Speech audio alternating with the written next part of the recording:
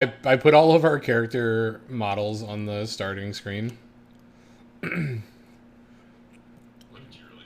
Yeah. So they can see that we're talking, but they have no idea what we're saying. We can be saying really mean shit about them. Except for me, I'm not allowed to. My mic is fully open.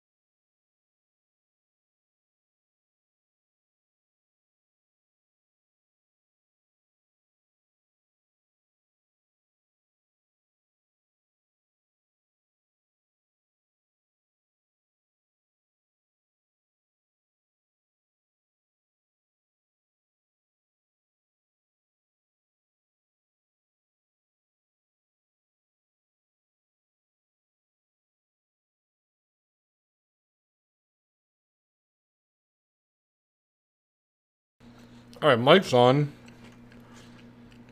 Fen, thank you so much. It doesn't get much better than that. All right, I'm unmuting all of you to the stream. Now they'll be able to tell who's talking. Oh, very good. Scruff, say something. Hello? Yeah, I don't like it. The little coin popping up is my favorite part. Why did you do that, dude? Did you pop up? I like that the dunce cap doesn't move, though. it's magical dunce cap. What's up, Jorbe? Stays forever in place. The universal constant. Dunce cap is the strongest character. You're gonna have to look and see if I fucked up the positioning of them on the main D&D screen. The like layering of the characters. Yeah.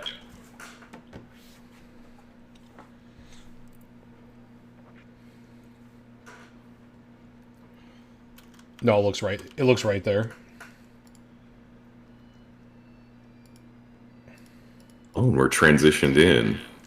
Here we are. Here we are. Hello and welcome, everyone. This is our first session in a campaign that I am calling A Cold One with the Boys. So I'm just going to start off with a short little introduction to the area that we are adventuring in. Excuse me. Life has never been easy for the denizens of the Stormlands. Beset on all sides by jagged mountain ranges, untamed primeval woods, and the harsh, unforgiving winds and the storms that give this land its namesake, the Stormlands have raised a people renowned for their resolve and resourcefulness in the face of uncertainty. Here, the denizens of the region stand as one of the few remaining independent states that have not yet fallen under the banner of the Empire of and her black-clad armies, protected by the very nature of their harsh landscape. The Stormlands, a couple of things that you know about it. The people of the Stormlands use arcane technology to harvest the power of the wind and storms and turn this into pure energy. This enables their entire lifestyle and allows them to live in places in harsher climates that would normally be permittable. This has given rise to a few of the large settlements in this area. One that you know of is Whitehaven. Whitehaven is a large cliffside city in the area, home to a wizard's college, and is incredibly secretive. The Empire of has attempted invading the area, but was met with catastrophic defeat, and their forces were decimated by rockfalls and storms and guerrilla warfare tactics that were employed by the denizens of Orthrone, a dwarven city in the area. A few of the existing cities and settlements and structures are older than the populations of those currently inhabiting them. Few have any idea who built these structures, but they inhabit them nonetheless. So, separated from much of the continent, the people of the Stormlands are distrustful of outsiders, and the threat of war and absorption into the Empire of is ever looming in the mind of the populace of this region.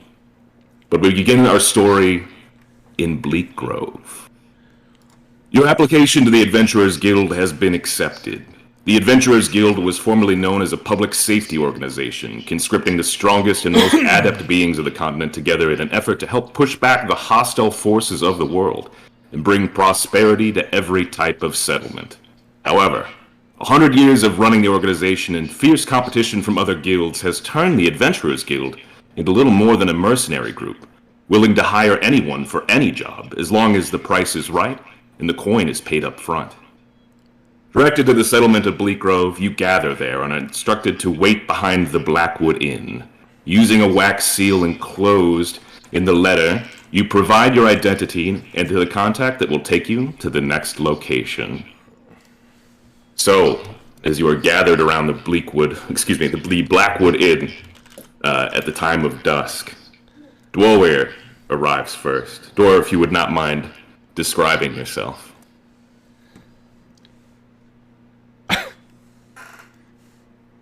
Throwing the door open with his hands, in steps Dwalweir Anvilhand. I love this. Though he's only 4 feet tall, save for the few extra inches added by his shoes, which are definitely not stuffed. Dwalweir commands the attention of everyone in the room when he comes in. He's broad. He's wearing armor with no intrinsic or explorative markings upon it. His eyes are as brown as his hair. He scans the room. He sees nothing immediately of interest and walks up to the bar.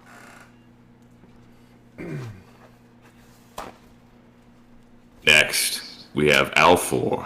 Alfor, if you would not mind describing yourself to the group. So Alfor walks in, book in hand.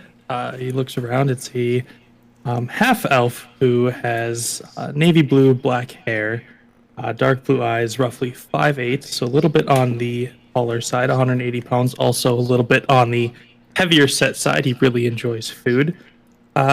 He he kind of looks around, gathering some stuff, but then looks back down. He really enjoys reading, so he's got his book with him. He's constantly kind of got his nose in the book here, and just takes a seat at a table along, not up at the bar, but just kind of alongside the room. Faramir, if you would not mind describing yourself.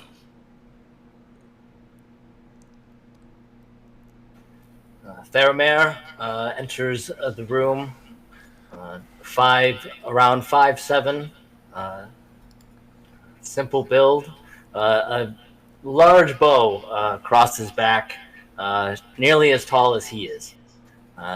His hands covered in bandages, looks to be like he uses them often. He strides slowly over to the table, and with his a small scarf covering half of his mask, not trying to conceal his face, but just trying to just keep a low profile. He comes over to the group, sits down quietly, and gives a simple gesture to the group to say he's friendly, and looks to order a drink.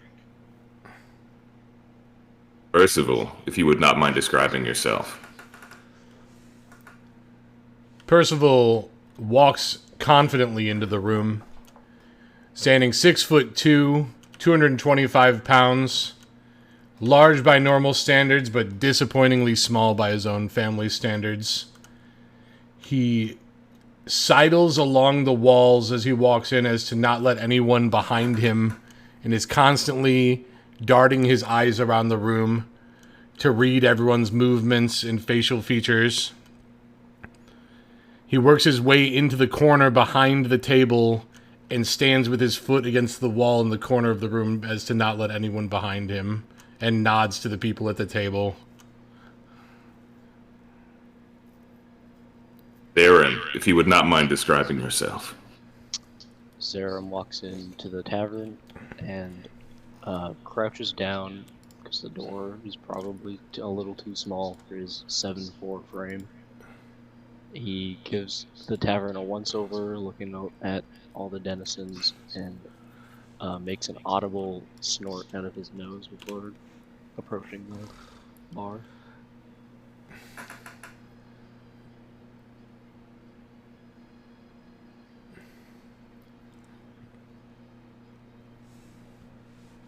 All right. What do you do? Let's start with Dorweir. I would so Dor. I think I'm gonna lean over and have a chat with Scruff's character, with Theramir. I think we're at the bar together.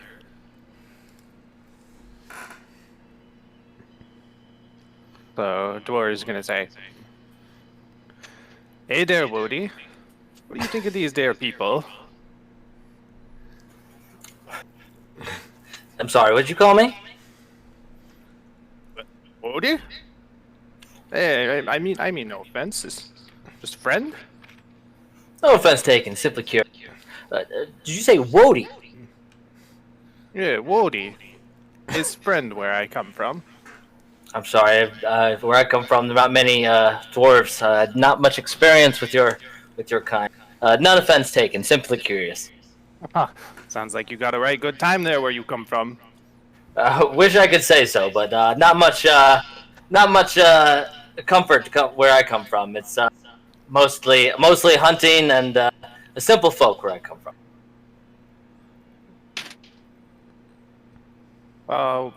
Where would that be then?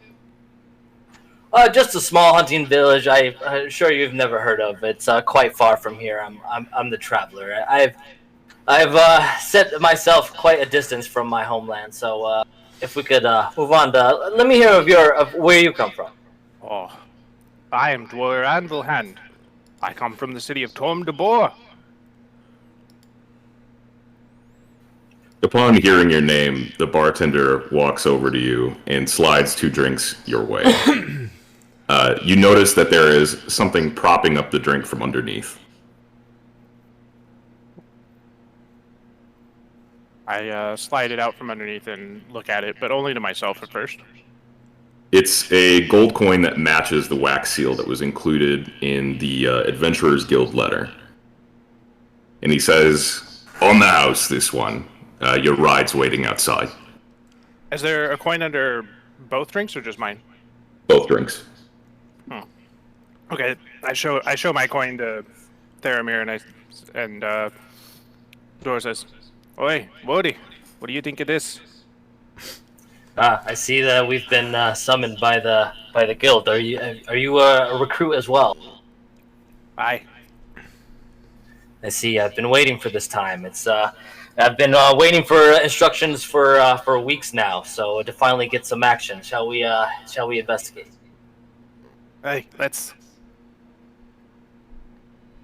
Percival, what do you do? Percival walks to the bar, slams his hand down loud enough to make sure that the bartender pays attention to the noise, and says, "I'll have an ale."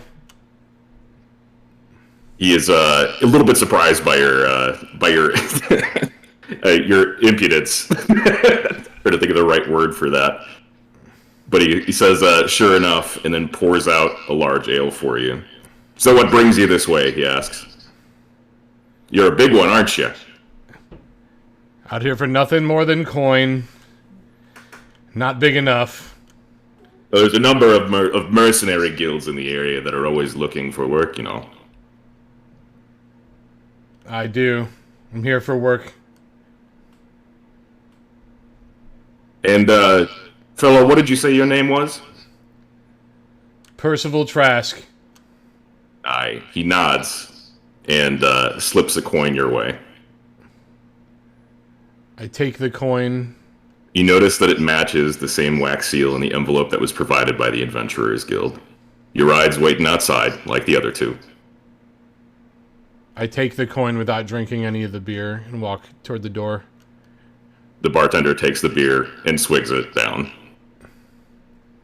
We're slamming it on the counter. I give him a thumbs up on the way out. Alfor, what do you do? I had a quick question. Did we all have like that same wax seal?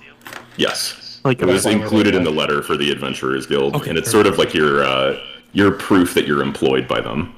Okay.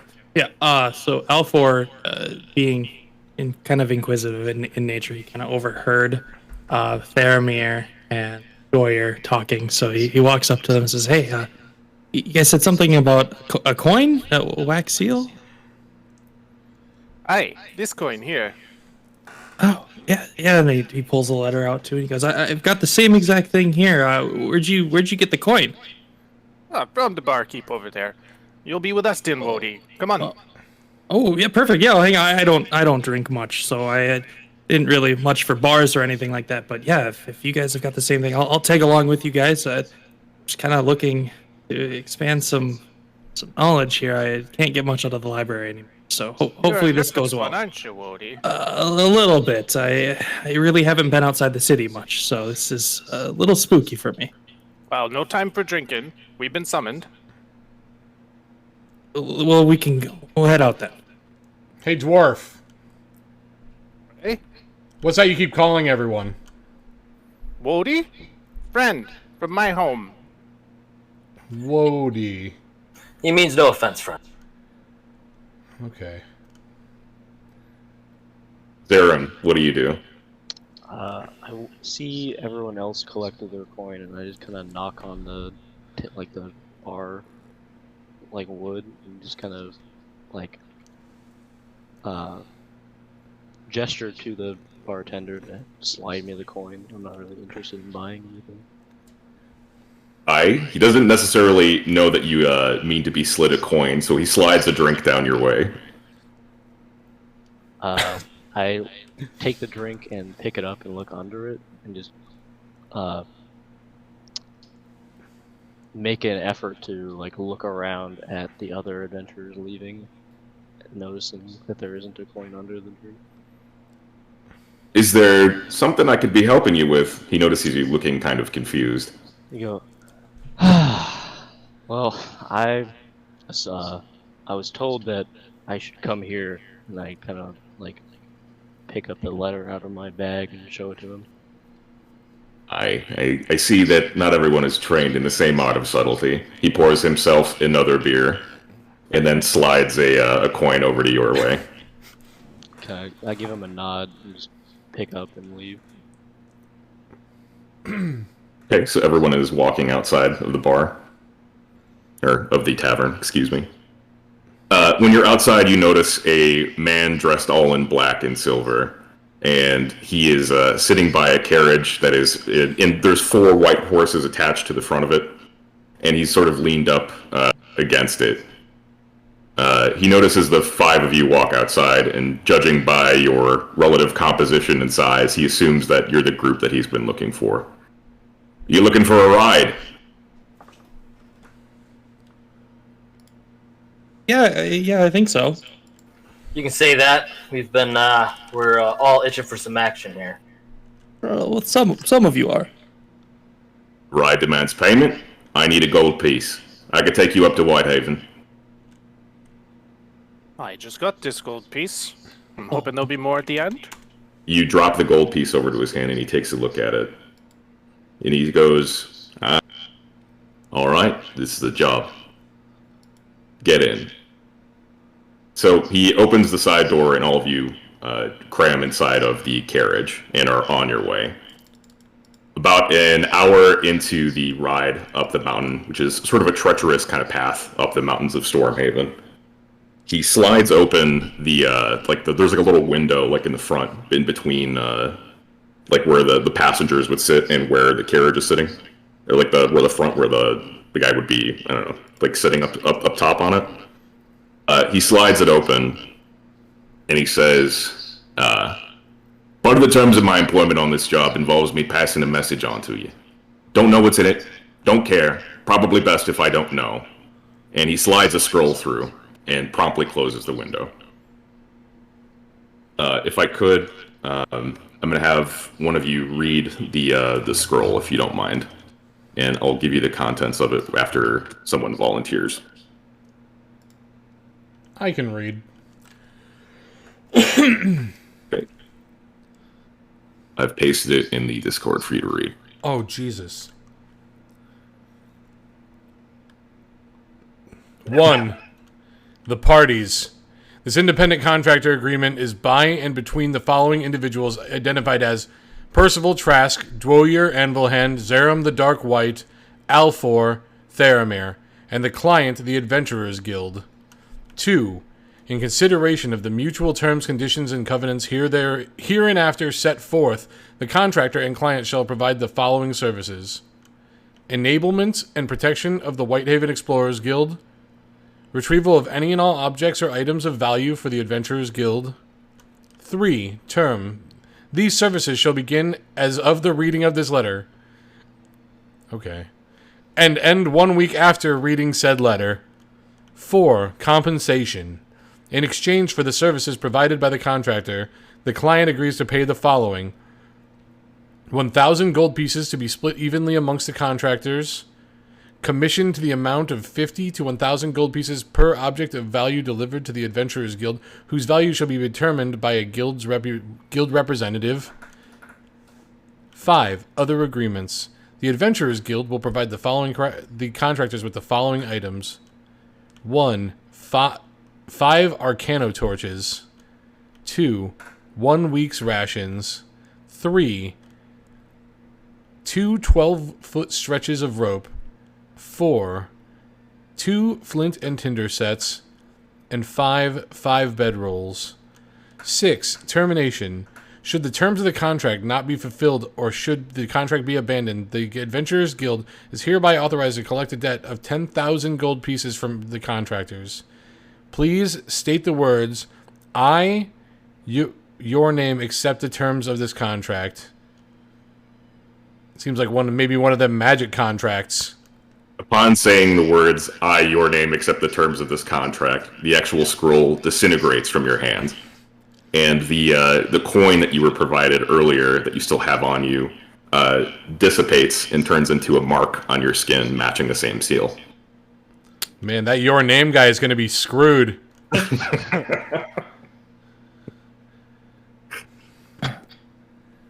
does the party react to this? I look at my hand and furrow my brow, like grasping at where the coin used to be. And I look visibly worried at the notion of a 10,000 gold piece of debt. Theramir quickly grabs his lucky coin and just starts rubbing it furiously, just knowing quite the predicament he's in at the moment. Dweller glances around the carriage, desperately trying to remember name to face, whilst also scrambling to get his gauntlet off, looking at his hand, and then says, "Well, ain't that all the details?" They'll be hard-pressed to find 10,000 gold coins on me. To have a copy in writing would have been nice. Did my character get a gold coin? We're gonna say that you did. Okay, because I was gonna say I don't think. Okay, anyways, It disappears in the We're gonna say bartender's that you hands. I know they made note of that too, but yeah, we're gonna say that you did. we'll just say that I did. Yeah. I just looked down. I'm like looking around again, still very nervous, panicking, kind of like. Oh, God, I mean, I don't have 10,000 gold pieces either. I don't know what I'm gonna do if we don't do this, guys. Can each one of you give me a history check?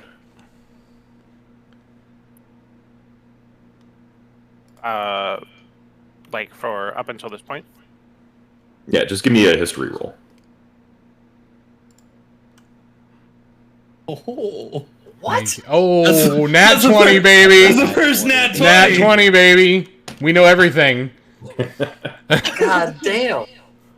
You happen to know that the Adventurers Guild employs a wide number of debt collectors and are known for their extremely savage tactics and ruthlessness in the face of collecting said debts. It's likely that if you are unable to fulfill on the terms of your contract, that you'll be magically found and hunted for the rest of your life until they get whatever they can off of you or your person, or just kill you for said debt.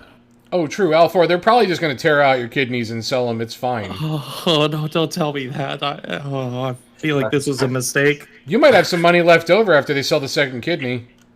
I need both of them, though.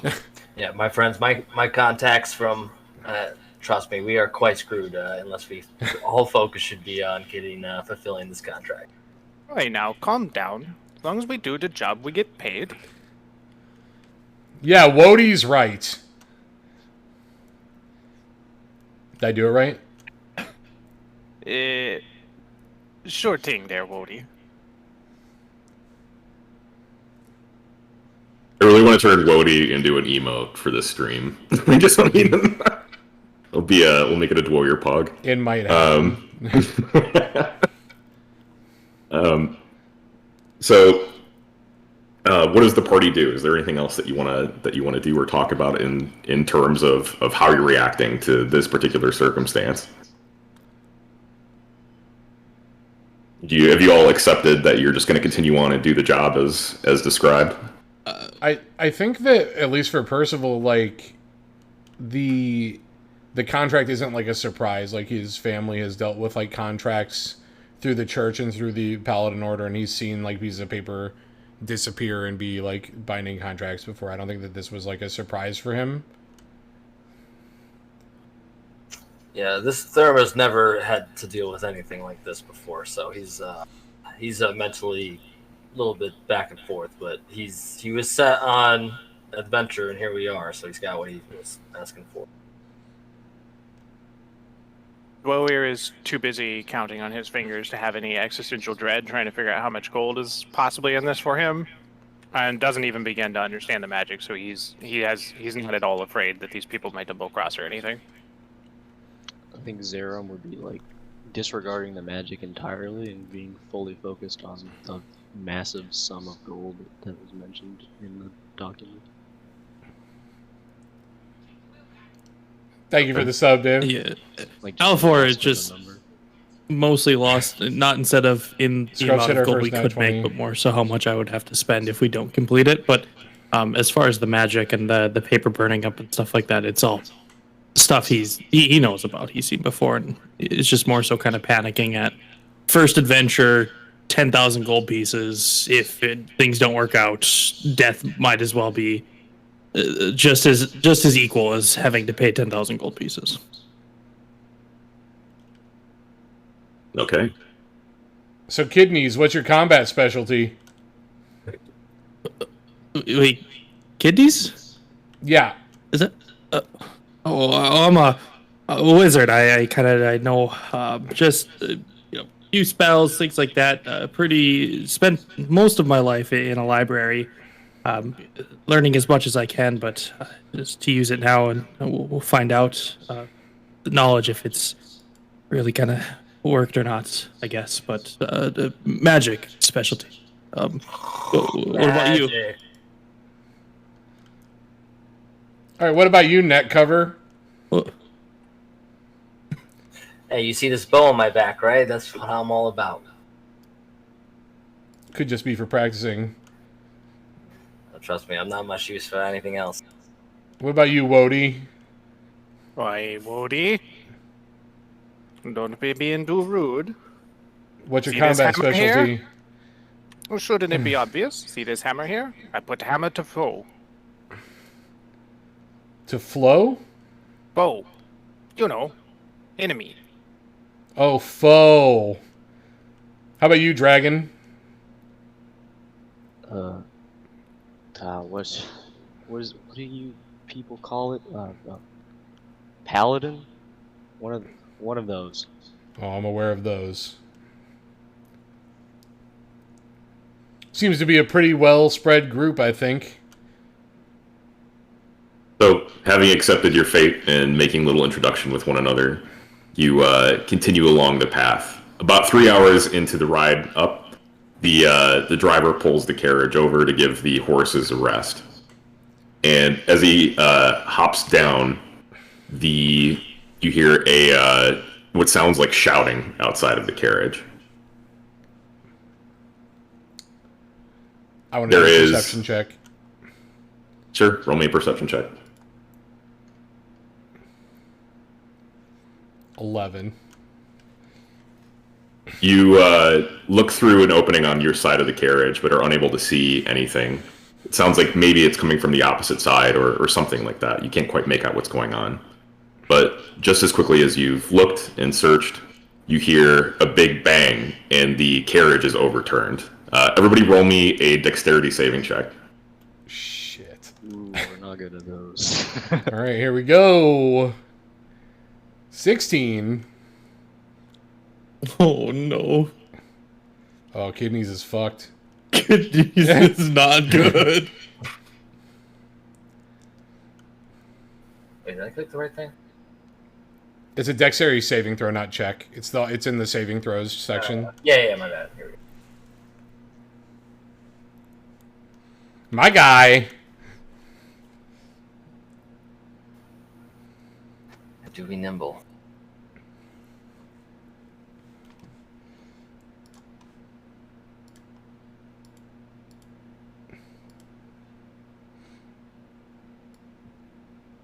Okay. Alfor, Theramir, and Dwoir all take 3 points of damage. The carriage has been overturned, and that side, like one side of the carriage, has been essentially splintered open. There was some explosive force or something applied to it. You're able to look up, and after you stand up from the rubble, and you see that there is 3 men heading your way. It's likely that they use some sort of magical device or something to overturn that cart. They appear to be simply dressed and are all wielding swords and daggers. So roll me initiative. Which one is initiative in one of these? It says initiative. It It's says right minus. next to Yeah. your armor class above your spells and stuff. Not good. Oh, well, you and I are tied. Jeez. Oh my god. All right, we are gonna get hit before we hit them.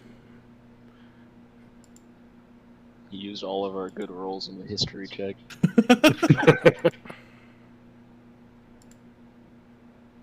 I'm just gonna put a couple of It didn't markers. download the map for me. Oh, it didn't. Shit. Okay, hold on. It's okay. We, Yeah, we that's know what I was everything. wondering. It's good. We know everything, including how fucked we are. I even put on Let's see if battle I can music. Switch it really quick. It's working for me. No. I even put No. on battle music. Oh no, he can see it. There we now. go. It works now. Cool. Yeah. Okay. Thank you so much for the Can I follow, ask Linus. one of the players to do the initiative tracking for me? Maybe Zap. Is that something that you could do? Yeah. Did you put something on the map? There's nothing on the map right now because I don't have a specific map okay, layout okay, for got this. So I'm going to put a couple of tokens out that just represent what Well, I we're can seeing. just put the initiative into the into that extra channel in Discord. Yeah, that'd be helpful.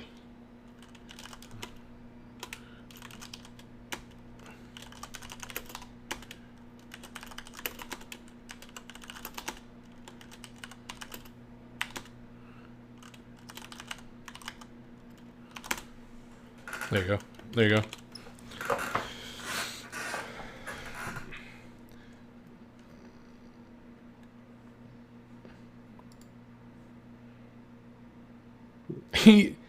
I've already given Alderon a nickname. The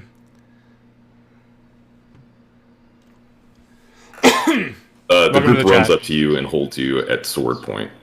I think Theramir might be able to. Theramir should be able to take a reaction, but the first thing they're going to do is ask you to hand over all your belongings.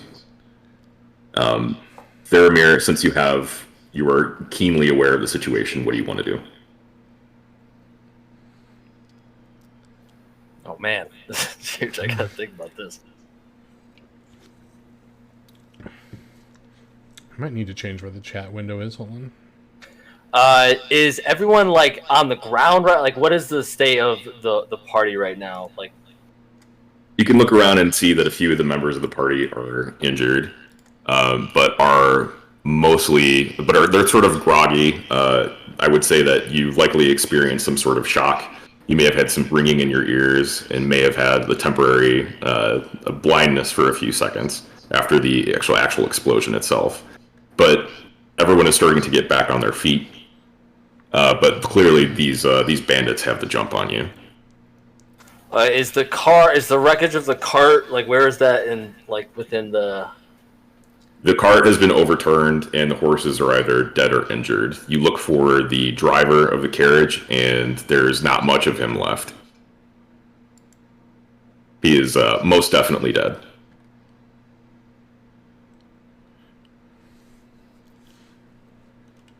Who took the damage? It was Zerum, Dwoyer, and Althor. I'm adding Is that you right? guys to the thing so we can keep track of it. So just Scruffs and I. Okay, sorry. And from what we've seen, they only have swords and daggers? Yes. Alright, considering I am currently not injured, Scruff's- I am Scruff's got going that down. to run head in the direction of the cart, and does it take an action to, like, take out my bow or, put it in my hand? I could say that could be like your movement, right? You could use your movement to do that instead of your action. Yeah, like, I want to use my movement to kind of, knowing that they don't have any, what appears to be no ranged weapons, and I do have one. I'm not about to just hand stuff over to these guys. Mm-hmm. So you're Considering trying to. they're clearly don't have good intentions. They just exploded the cart. So I'm already, since everyone else is hurt and I'm feeling okay, other than being in a little bit of shock, I'm gonna use my movement to head to the cart for some cover. And if I do that, do I get an opportunity to attack? Yeah, we'll say that you use your movement to sort of slide out of the way and try to find some cover. I would not say that you can attack at that point because you're using that time to get away. All right, yeah. I'm gonna do that and let them react to me. The main leader of the bandits sees you run off and directs one of the other bandits to follow after you. What else do we have in order here? Let's go with Percival. All right. I am going to immediately use Emboldening Bond on Dwoir and Zerum. I expect you two to rush them. That'll be my action. And then I'm going to use my bonus action to use Healing Word. First level spell on the young kidneys. I was gonna say you better call me kidneys. Which will heal 4, 5.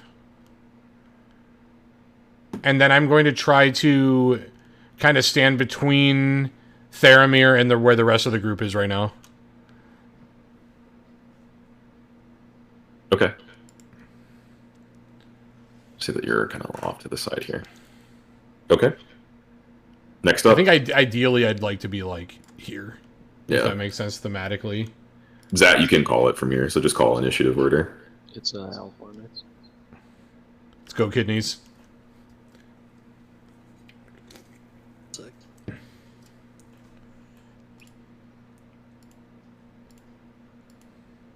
wait, in all of this, have we decided we're going to fight them? You They've can decided fight them, they're but you fighting us. don't. You don't have to. Like, you can use. We're in a combat right now, but you can do whatever you want. Right? You can try to talk to them as long as it doesn't take longer than 6 seconds or whatever to say what you're trying to say. You could try to run away. You could do any number. Yeah, I think of this things is. if you I want. think this is really fucking cool.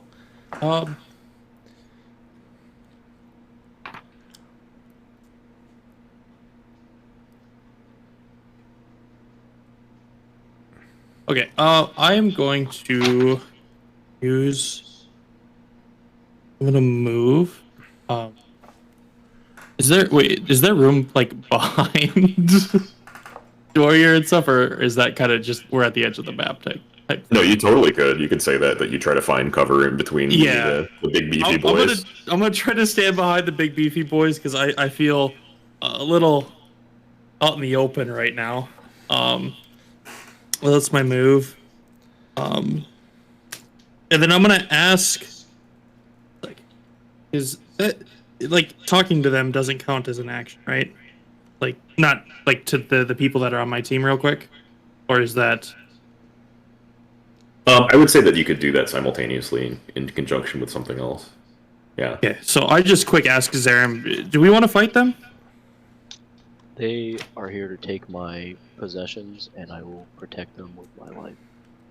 Perfect. I like this dragon.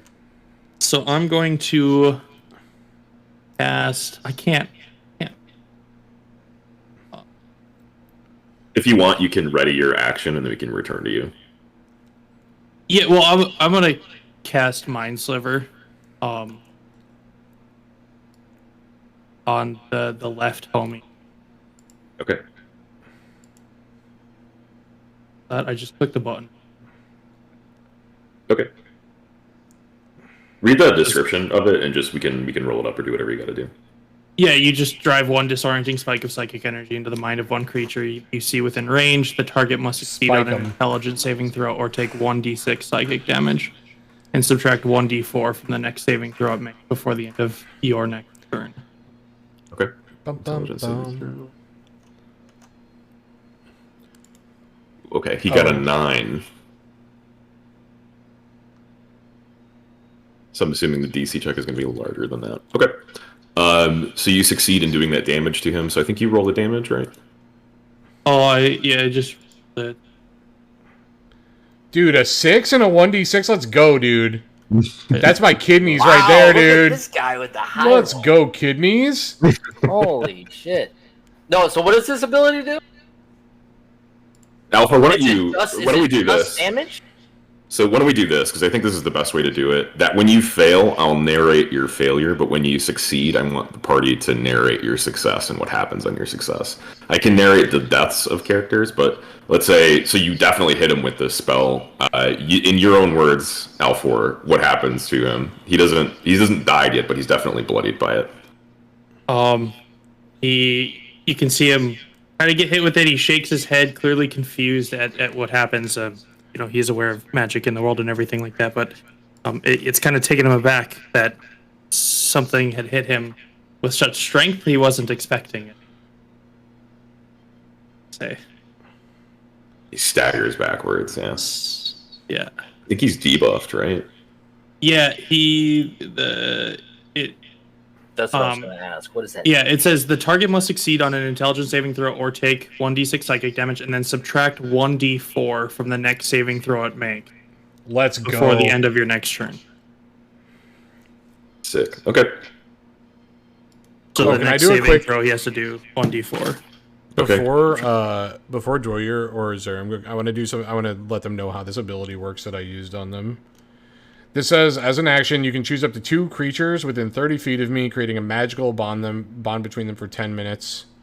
While any bonded creature is within 30 feet of another bonded creature, once per turn they can add a d4 to any attack roll, ability check, or saving throw they make. So like once per turn, Dwoyer and Zerum can make a just add a d4 to any roll as long as you guys are within 30 yards of each other. Alright. Okay. Seems really strong. Yeah, thanks, man. Zach, what's next in order? I will draw my weapon and walk towards the one that got hit with the Mind Sliver. Okay.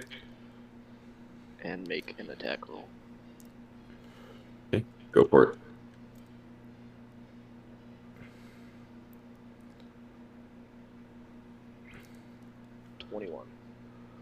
That definitely hits. Okay, so tell me what happens. I look over at the one standing next to him, and I go, how tall are these bandits? They're about average human height. I would say this one that you're fighting is probably about 5'7", 5'8". I look down at him, and I go, you said you would like to take our possessions, and I guarantee you, little man, that is not something you are going to take from me. And I bring my scimitar down as hard as I can on the other bandit. Okay, how much damage do you do here?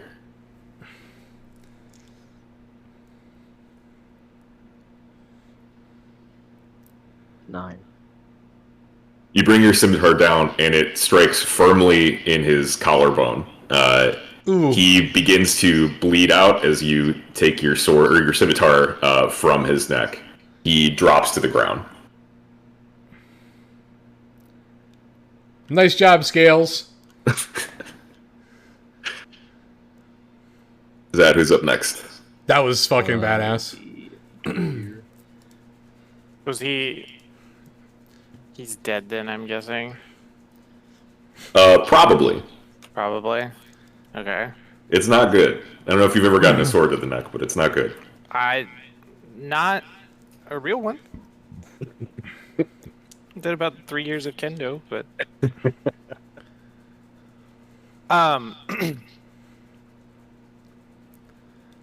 so okay, Warrior's standing there. Everything's happened. I'm going last, so I'm just gonna say, can I roll my bonus action first, or?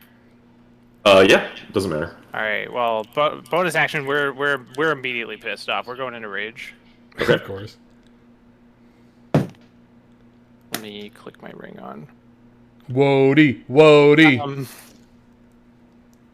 Just he's pissed, but he's just kind of been standing there, like, Fucking Zat yelling straight knock that obscenities dude and the old fuck out of dwarven here. that nobody's understanding, and I'm gonna run at the one that Zerum didn't hit, and because I'm assuming these are like equidistant, or is he like further away?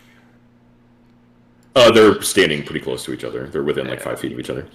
Okay, yeah. So I'm gonna run to the one that Zerum didn't hit, and we are going to swing the hammer straight down. I'm gonna do melee attack with them all. Okay. I'm gonna yell "Dharma Fundi" when I do it. Love it. Give me the roll. Gobber Fundy, Wody.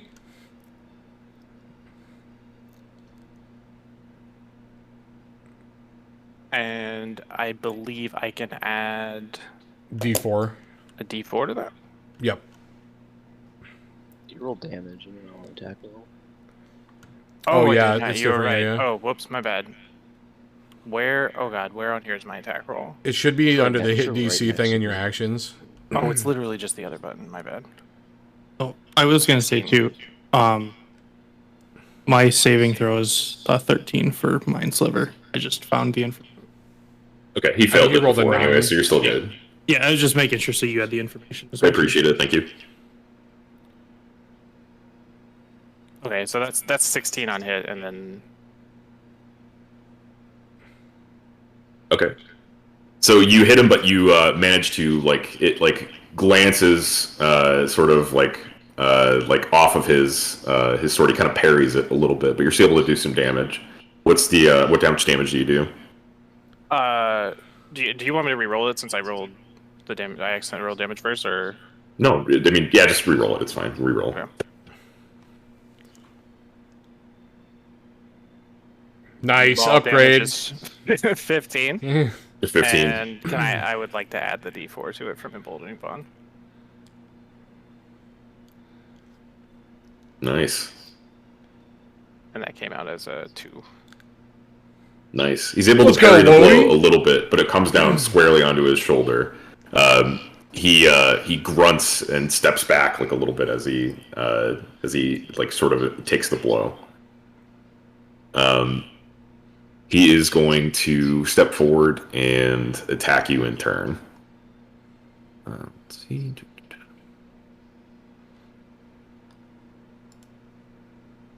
What's your AC, Dwarrior? My AC is... Oh my god, where is it?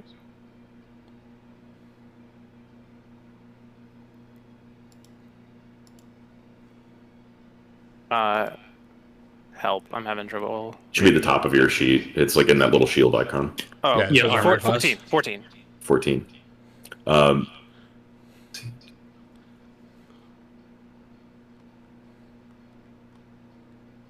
Oh, I think they're actually on our characters too, on the, like, visually on the map. It is. Yeah, there it is. Oh, sick. There Okay. it is.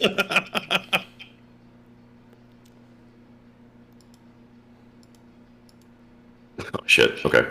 He pivots onto his back foot and adopts like a fighting stance, lunges forward and hits you with 3 attacks, one after the other with his scimitar and dagger. He is able to hit you with all 3 of them, and you take 9 damage. Good lord. Yeesh. Did he? Wait, Rob, because you healed him, didn't you? No, I healed you. Okay, sorry. You get the impression that this guy is an expert fighter. He's seen his share of combat. Is that with my resistance from rage I took 9? Yes. Jesus. Can we get how... Well, that would have Like- killed literally anyone else. I'd like to know how our boy reacts to getting hit with that much damage. Oh, I mean, we are clearly consumed by rage and not taking any not taking any proper stance and like having rushed head forward. Simply stands there, almost not even registering the hits, but pouring blood profusely and still cursing. The other thief, in pursuit of, or not thief, the other bandit, like in pursuit of Theramir, lunges toward your position of cover. Let's see, they're gonna make an attack against you. 13, yeah, 16 will hit. They lunge forward with their scimitar and are able to tag you around the corner and hit you for 5 points of damage. Hold up. I want to do a reaction. What's I'm your gonna reaction? cast Silvery Barbs on on them. It says you magically distract the trigger creature, and in turn, its momentary uncertainty into encouragement for another creature. The triggering creature must re-roll the d20 and use the lower roll. So I want you to re-roll that die. Okay.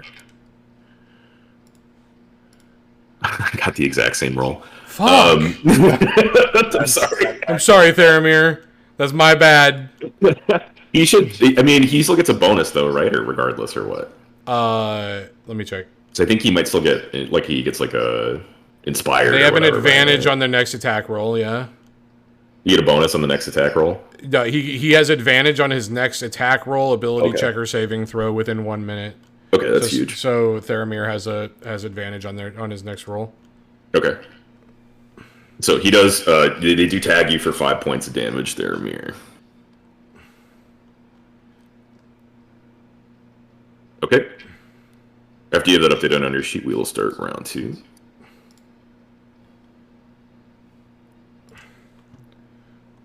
And it is your turn, Scruffs.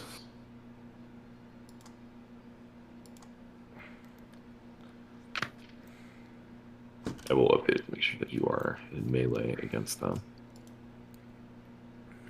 All right. As Theramir ran towards cover, he sees the dragon and dwarf in the distance and realizes he's on his own in this regard as the bandit takes off after him.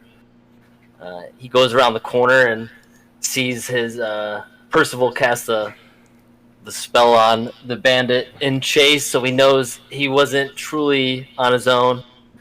As he goes around the corner, he gets nicked for a few points. Right? I got you next, Scarf. Where did I get hit? Like, how did my... They're able to, they like sort of like spin around the cover and they hit you with their scimitar. I would say it lands like firmly across your forearm and arm. I think your upper arm. Alrighty. Is the wreckage of the cart like big enough to like jump on, like climb on top of? Like, what's the situation with the? You definitely could dance around it if you were looking for cover. Like, could I just? There's enough of the frame intact where you could duck behind it if you needed to. Yeah. Like, could I get on top to escape the bandit and have like it like aerial, get like a position advantage? I wouldn't say that it's that tall enough that you would get a significant advantage by being on top of it, but you could use it for cover if you needed to. Wouldn't you give them an attack of opportunity if you did that anyway? I'm going to say that whatever cover that Scruff's find right now is able to disallow that attack of opportunity if he wants to disengage.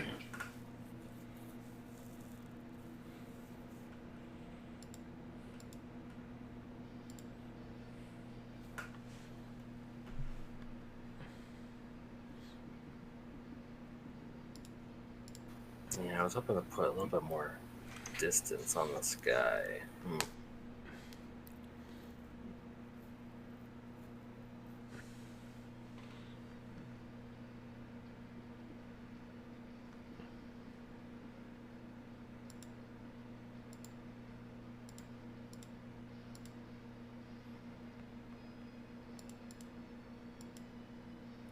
Just looking through my stuff right now, thinking my best option. Why don't we ready your action and then we'll return to you? Alright, what do I do with this? So we'll just have you go whenever you want, right? Like we'll just after one of the any player's turn. Alright, that works. Percival, you're up next. Alright, Percival can tell that his friend Nexscarf is in trouble. But also that his friend Wody is in trouble. I am out of healing spells.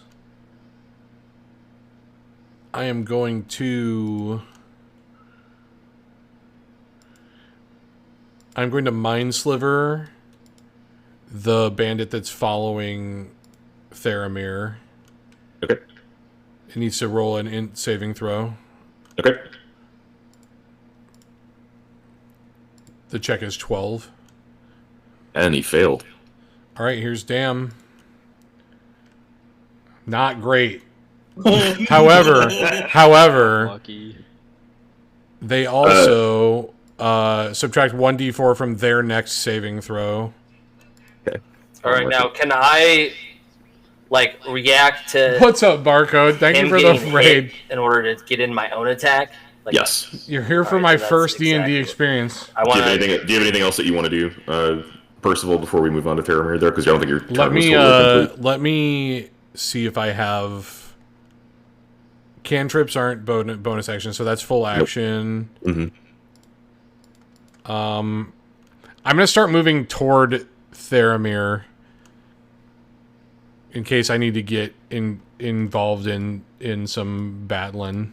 Okay, are you going to back this guy, or are you just trying to get within like 5 feet of I him? think I want to try to flank here, Okay. but not. I don't want to flank so much as to like bring heavy attention to myself because I can't attack them right away. Yeah, you want to subtly flank. Yeah, I mean, I'm gonna walk slowly in the flanking position. Yeah, I agree. Yeah, it's kind of like respectfully Well, stalking. like we did. You made it sound like they're following Scruffs, right? Like they're kind of Yeah, yeah. fixated on Scruffs. Yeah. I want like, sorry, Theramir. My bad, Theramir. My bad, Neck Scarf. But I kind of want to like make it clear that I understand how flanking works and that I know that they're fixated on the other direction. Okay, do you give like the Navy SEAL signal? Like this, you're giving like a... To what? To Theramir? Yeah. No. Yeah, because I He want knows. to take I want to take advantage. Like I noticed that this guy gets hit, and I want to take advantage of that to pull out my bow and fucking hit him between the eyes. Yeah.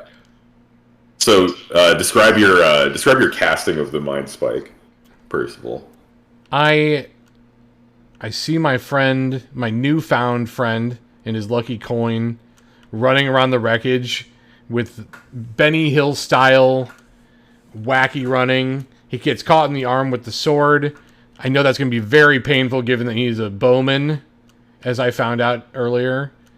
So I summon my mage knowledge and I shoot a mind sliver at the bandit, hoping not just for damage, but to further impair their further battling.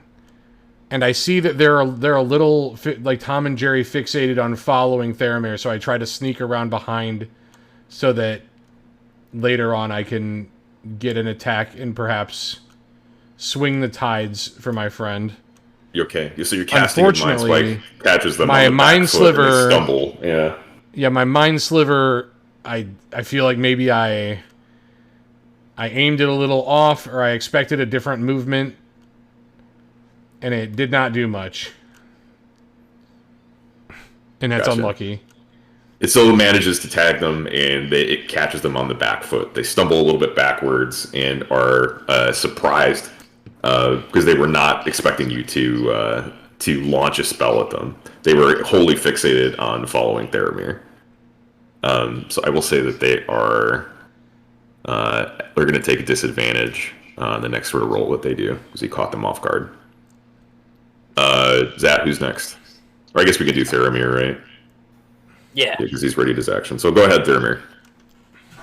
Noticing the spike hit the bandit and caught him off guard, Theramir puts all his weight in his front foot, pivots, pulls out his bow, and luckily his non-draw arm got hit, and he was able to knock an arrow, and he's going to aim right for Let's go, right between Scruffs. the eyes of the bandit.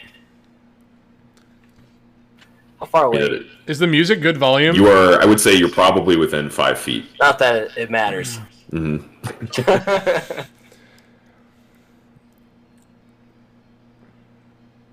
Give me an attack roll, yeah. All right, which button is this? It's the hit DC. I think on the sheet it might be down by your weapons, like all the way at the bottom of the page. No, it's right across from your weapon. There should be a hit DC button. Should be top of the page under actions. I don't know, I wasn't sure if he was using the full thing or the slide out. I'm looking at the full page. So like I'm in top, like I'm just looking at top left. Where is? If you go to the bottom you see right, on Rob's oh, it's screen bottom there? right. If you go to bottom right where it says actions, Should have your weapons. if in it's there. in line with your weapon, the hit /DC box is the one you click to roll your hit. Oh, there we go. It's probably because I had my inventory. Oh, a 17. Oh yeah, Big 17. that Giga hits. Give me damage roll.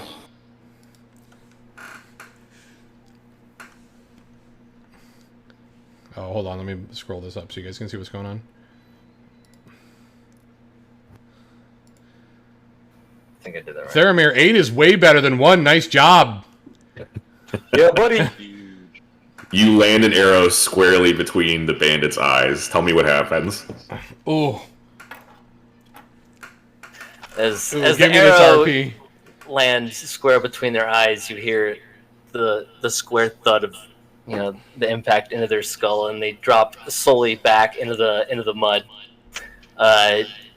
You seeing the bandit is clearly dead. You grab your hurt arm and look in the distance and judge the rest of your squad and assess the situation.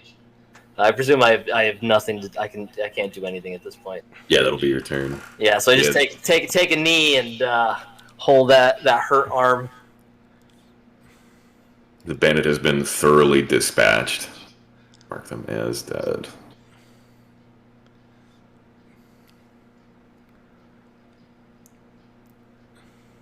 Okay. So yeah, they are thoroughly dispatched. They slump to the ground and they just fall over and completely roll over into the dirt. Who's next up in our lists at? It's Alpha. Alpha. So, I kind of see, in shock what the leader has done to Dwyer, and I decide that I'm going to expand my knowledge real quick, and I'm going to cast. And we're going to dive deeper into the knowledge. I'm going to cast Magic Missile. Ooh. So that isn't, just to make sure I understand it right, isn't it that it's 3 darts they automatically hit? Because there isn't anything like saving throws or anything like that. Yeah, I need to check the wording on it. Hold on. Here, I think, let's try this. Did that pop it? There you go. Look at, I could just pop it right in chat for you. Look at that.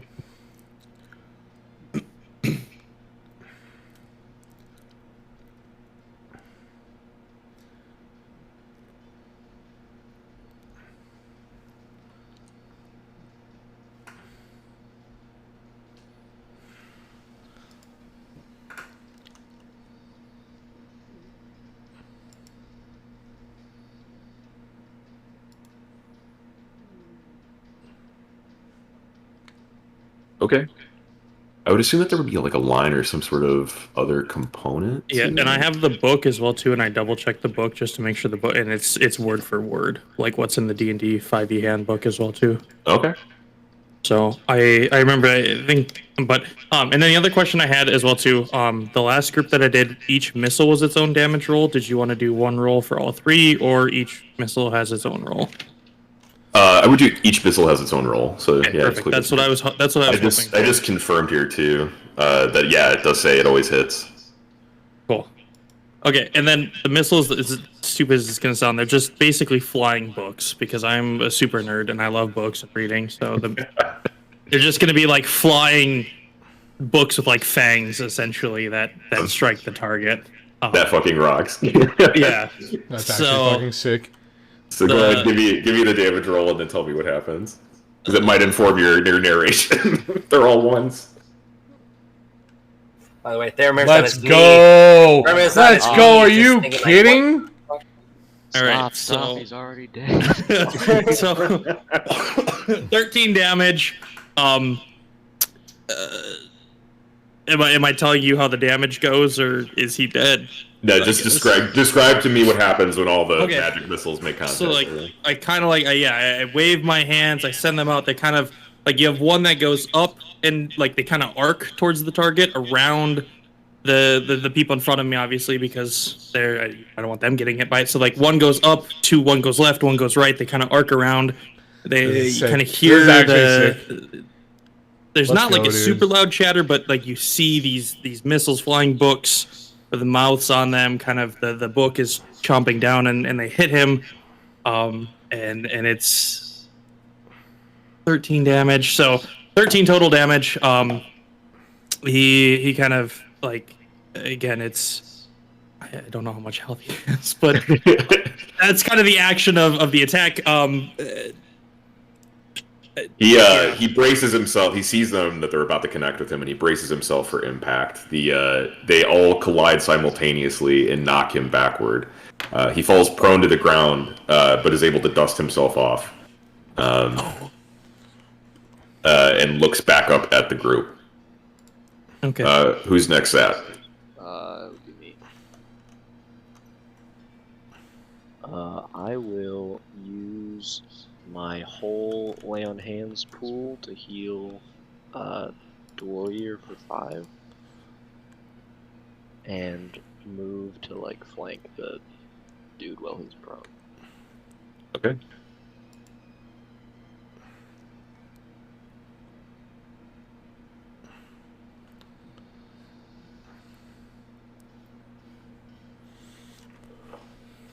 So Dwarrior should recover 5 points. I just kind of like spit in my hand and like use my acid to cauterize his wound. It's like very different from a lay on hands, but I like it. That's so hot. We're gonna go with it. Warrior's gonna take that heal, but he's gonna just like kind of stare blankly at his chest. I just want to point out that Theramir is on his knees, and in the distance, he just sees books flying through the air, hitting the guy, and a dragon spitting on a dwarf bleeding. He just doesn't know what's going on. He's very confused right now. And then I'll lean down and kind of like tower over the bandit while he's on the floor and be like, I would suggest surrendering. You're not gonna make it out of this alive.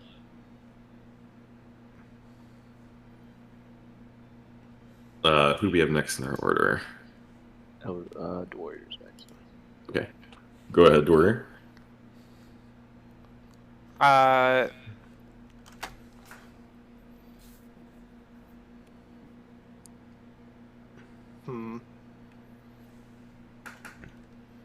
Dwarrior's gonna stumble back a couple steps. I'm gonna back up from him actually a little bit. So I'm gonna move first. Okay. We'll say you're fine. not going to take an attack because he's Well, prone. yeah, he's prone. Does Basically, Fen have to set his own health to 8, or can you do that, Zach?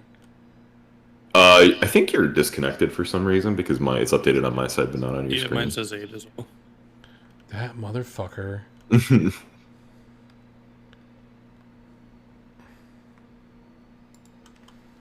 The Dwarrior's gonna basically walk backwards about 5 feet, staring at his hands and his chest and the spit, and mumbling to himself, still cursing, but a little bit less angry, a little bit less. Looks up at the guy on the ground, and then makes the decision to chuck a hand axe at his head. Let's go, Wody! Let's go! Give me an attack roll. 18. 18. This is going to be rough. Yeah, he takes that, so give me the damage. 7. And remember that you can add a d4 to that number. Oh, I can do that more than once? Once a turn. Ooh, yeah. As long as you're within 30 yards of Zerum. Hey! That's a 3. Let's go!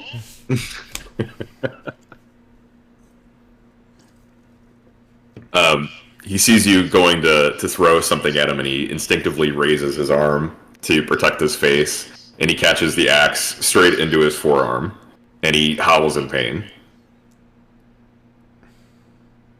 Jesus.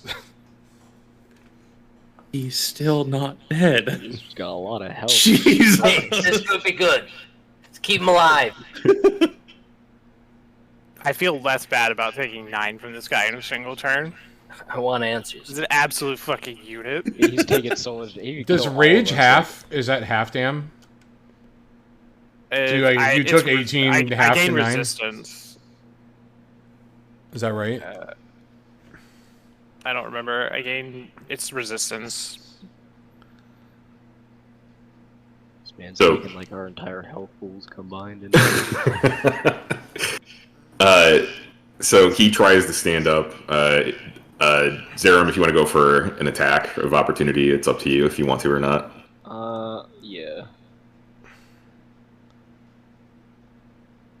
You did warn him. Well, yeah, point of order. Like, he purposely didn't respond to Zerum, like, telling him he should give up, right? Does a 16 hit?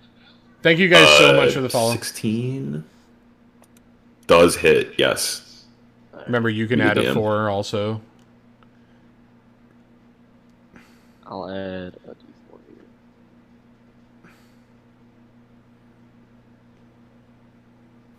Scimitar's double bladed. Shit.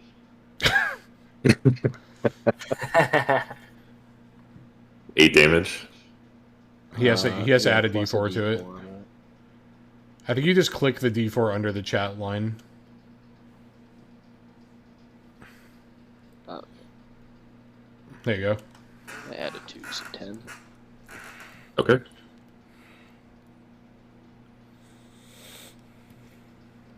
Okay. So you strike him, but he's able to parry the blow a little bit with his dagger. He takes it slightly in the shoulder, but he is still standing. He looks at his fallen comrades and realizes that he's probably pretty outgunned at this point, and tries to book it off into the woods. So you already took your attack of opportunity there. So he is going to try to skedaddle. He's going to make it about 15 feet, we'll say. Half movement. I would like to react to that. Okay. As he starts to run, I would like to huck the other hand axe I have, aiming like just Let's go, generally for his Wody. legs. All right. Do I need to click these hand axes like out of my inventory as I throw them?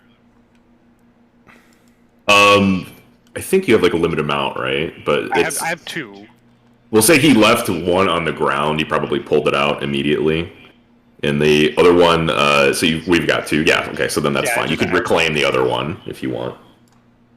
Well, I mean, I'm not moving. This is just a reaction, so Yeah. for the time being, after I throw this one, I won't have one. I was just asking, like, should I uncheck them in my inventory? Up to you if you want to. I mean, like, it's 2. It's not too hard to Oh, keep that's track that's of. great. When I uncheck them Yeah. in my inventory, they disappear from my attack screen. Okay, cool. Cool. So hold on. Let me check this one real quick so I can roll. Just So here, they- what allows you to react to throw something like that?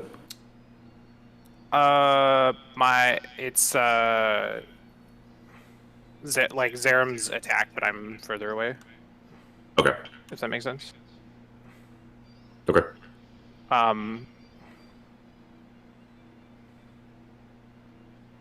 So I rolled 8 for the hit. You throw your axe, and it sails past him and rolls down the hill.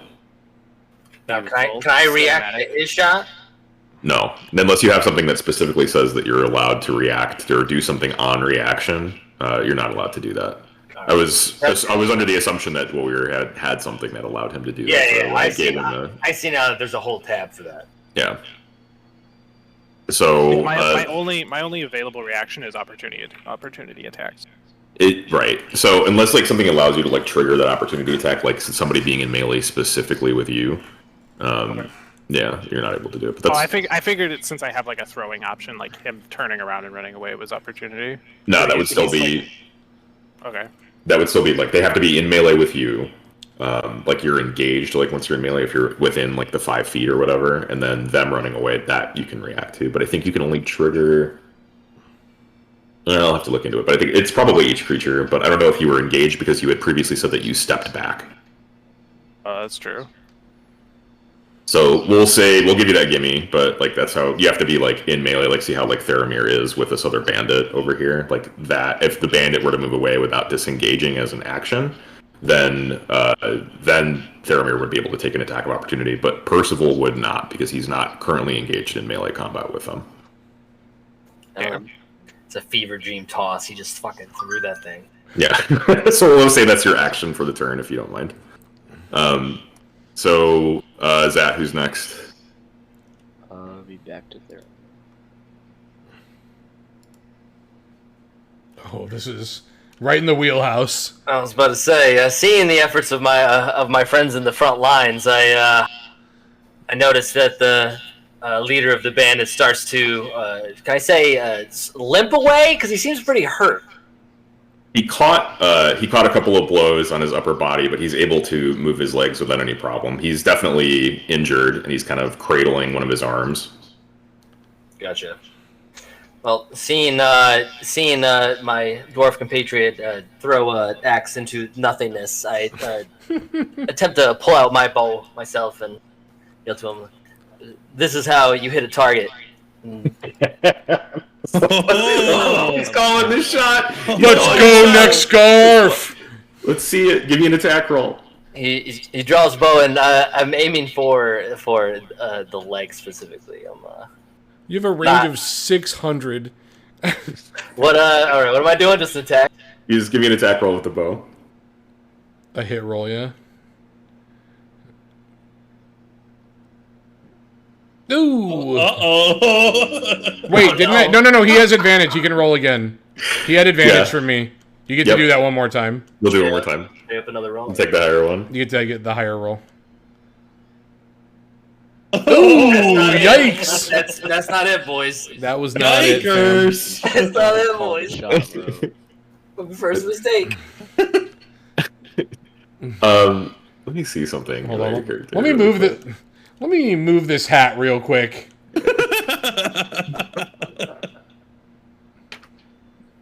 Not like this, dude. Dice, you let me down.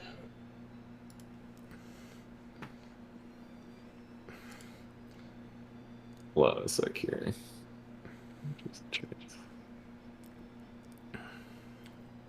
Okay.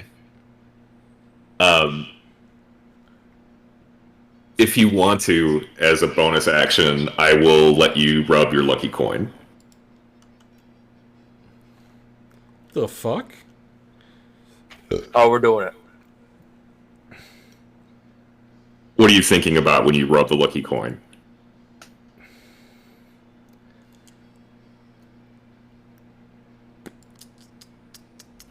I'm thinking of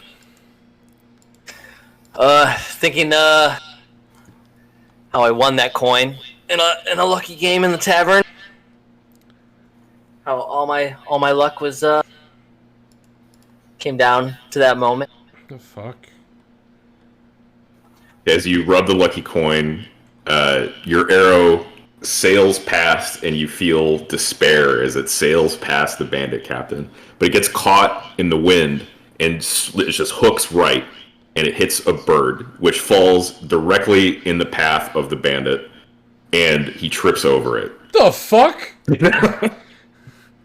How big is this bird? It's a Rube Goldberg shot?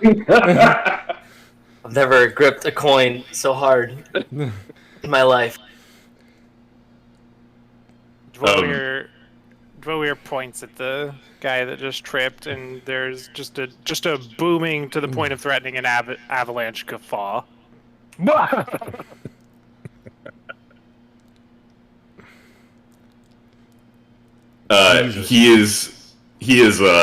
He hits his head on the way down and is passed out, but is still alive. What does the group want to do? We need to question this man. Yeah, let's capture him. Is my rage still going? I think it's, what is it, for 10 minutes? Yeah. That's 10 turns, right? Each turn is 6 seconds, technically. Okay. A round Jesus. represents 6 seconds. Mm-hmm. Alright, well. You're very angry for much longer. So really, this has all technically only happened in the span of about 18 seconds. Well, I don't know. Somebody, Zarum, hold me down because I want to murder him. For sure, I'd pick up the tiny door, just hold him in the air, pick him up by his armpits. I'm just like just thrashing in his arms like a angry cat at the vet. Say, I know our blood's running hot, but we need answers. Is this man on the verge of death? Like, what is his current? He's bloodied and probably needs some medical attention, but he would. It looks like he'll make it out alive. Are we at a point where we're like essentially deciding if we want to stay in combat with him or not? Yeah. Yeah, we're good to stop and question him. We're gonna have to wait for him to wake up first, though. Yeah, Yeah, he well, is- we need to. knock his head on a bird. Technically, he tripped over the bird, and you can see the it's like a large pheasant was with an arrow through its heart is right to the right of him. So you guys have another another set of rations if you're able to cook it. He's got like 60 damage worth of wounds and a big old cartoon goose egg on his head. That is correct. So the cart is destroyed, like not usable at this point. Like, is the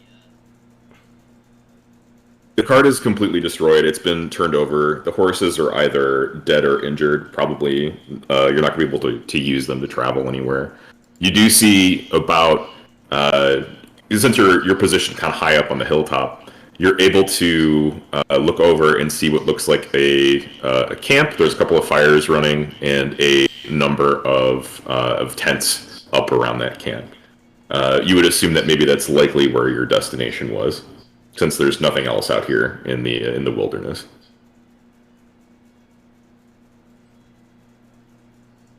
I think we tie this guy up. Make sure he doesn't fight us after he wakes up from his bird boo boo. It's true. We do have some rope, right? We do have. We have 2 and 6 24 feet of rope. Yes. Got any more of the spit to stop his bleeding? Oh, no, that's out. Fresh out. I'm fresh out. Fresh out of that spit healing. Someone can attempt to tend to his wounds if somebody Hold on, wants to give me a medicine check. I think I actually have a medicine proficiency. Yeah, I'm Yeah, plus there 3. Here you is- go. 10. Yeah, because You're able to do some simple wound binding and keep him from bleeding out, but the damage to his arm was pretty significant. You don't know if he'll regain use of it. Now that we're out of combat, I'm just gonna go ahead and say I'm calming down, not pissed off anymore, but I would still like to, like, not in a way where I like want to murder him, but I want to like thrash my way out of Zarum's hands. Okay. Slowly set him down on the ground, pat him on the head. Dwyer, that seemed like a rough engagement. Can How you doing? I roll athletics and like thrash out of your arms just for the organicness of the interaction? You totally Oh, could. to see if you face I think plant. actually you doing would have it? to succeed a grapple check, maybe. Okay. No, it would I feel like be as soon as he starts opposed scoring athletics, and, like, right? throwing himself around, I'll just kind of drop him. Well, on the I've been ground. thrashing this whole time, like very violently. Like as soon as I see that your rage has ended, I'll just like kind of drop you on the ground. Okay. I'd be good with that then. Yeah, using at least one free hand, he sees a target for the strength check. Grappled condition. A strength check? 0. I thought the grapple Yeah, you breaks get- were you get to opposed choose- athletics. It's athletics or acrobatics, whatever's higher. My athletics is definitely higher. Yeah, but wouldn't Zat get to do whichever's higher also? Yeah. Like Yes. if he's trying to break out of You it. seize the target by making a grapple check, a strength athletics check, contested by the target's strength athletic, or dexterity acrobatics check. So it's strength versus strength or dex. He Yeah. wiggles out, to be honest. Like, Nah, If he you're willing to put him down. I just think it's Dwarrior right, I just wants, think it's funny. Dwarrior You're just wants not to gonna fight look about at it. Just roll it. Dwarrior wants to fight. Dwarrior wants to fight. So I'm rolling athletics or strength. Strength Yeah, and whatever you would athletics are the prefer. same thing. Acrobatics or athletics. And then Yeah, so athletics Zarum is rolls higher. the same, whichever is higher. Oh no! Do you mind if I narrate this? Yes, go please ahead. narrate it. Warrior's efforts, though valiant, and now speaking in intelligible common speech, completely fails to wrest himself from the absolute monstrous scaly unit that is Zerum the Dark White, who, upon seeing that the dwarf is no longer murderous, simply drops him spread eagle straight into the snow. I really like the headcanon that he's not even like a dangerous barbarian. He's just like a really angry small man. The backstory for this character is that he's basically spent his entire life as a guardsman, so he's never actually seen frontline combat in in war. Like the most dangerous situation he's been up to this point is various bar fights. The fight we just had. I'm a big fan of Zat's pat the little baby dwarf on the head, pat his bottom as he lets him down. He's really small, dude. Zerum doesn't see him as a threat. It's too tiny. You were almost twice my height, by the way. That's why he calls you Little Dwarf Man. Rob, if you don't mind, can we take a couple-minute break just to get up and pee and do whatever? Sure, no problem. Great idea. Yeah. So we're going to do that. We're going to take a little break. We'll be back in a couple of minutes. And while we're doing that, if the party could think about what they want to do with the bandit captain that was here.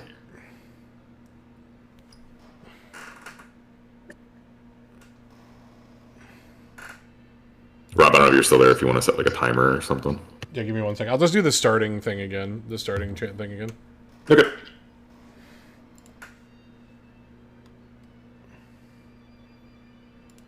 I'm gonna go pee, but if anybody is here and still thinking about it,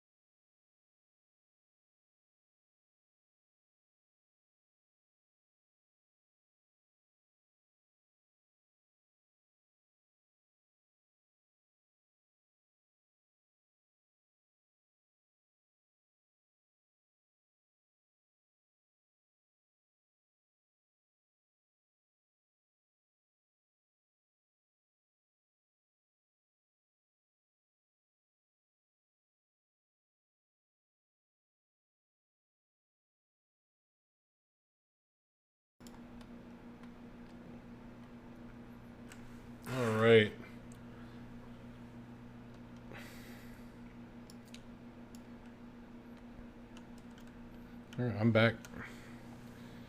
Very good. Speaking We have of a party. which, for everyone, yeah, do we have everyone here? Because The cold one. cracked it open. A cold one. Do we have Alfor and Theramir? I'm here. Ooh, there we go. I'm hearing cold ones being cracked.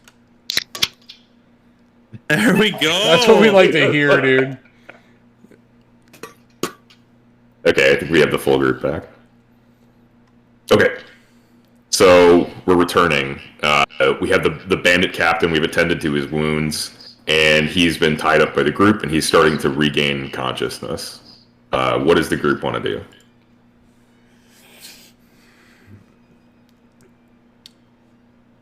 We definitely want to ask who sent him. He, What?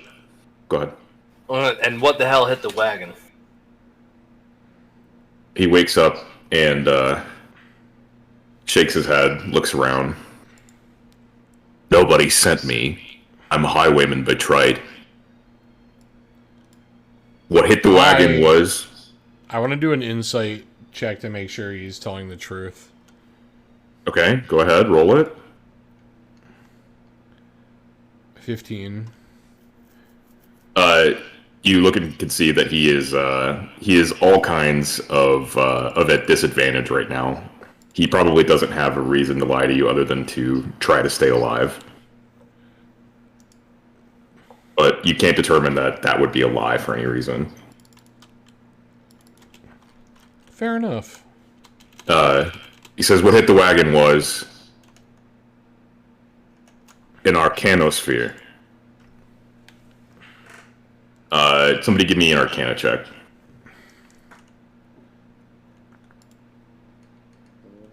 Like, Nat, mine's really good. Nat 20, baby. Okay, just kidding. That's good too. I don't even need to roll. Is it?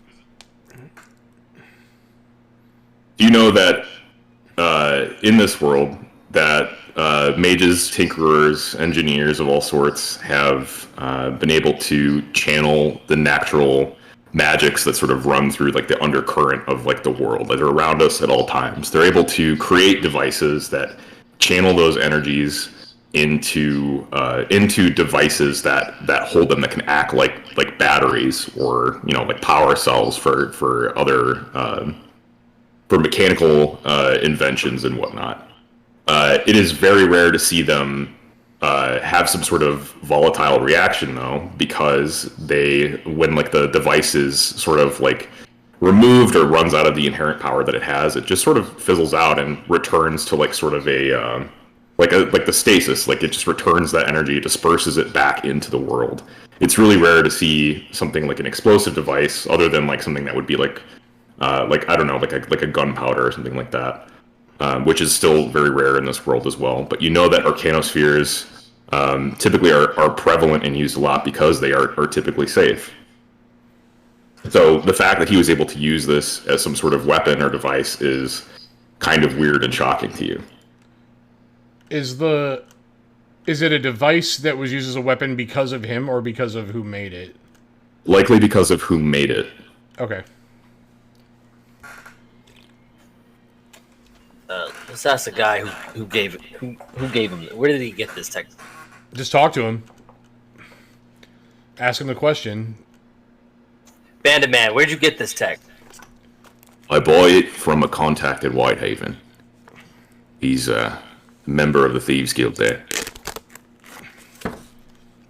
I think he gets them from the mages. So give me another history check. I hate to be this guy, but I rolled another nat 20. No problem. So did I. So did Scruffs. You know again about Whitehaven. So did I. Whitehaven is a city on the cliffside in this region that controls enormous sort of political power within the entire region. The mages there are extremely influential and have their hands in all sorts of business all throughout the region. And what he's likely implying is that Whitehaven is developing some sort of new kind of technology or weapon to be used in warfare.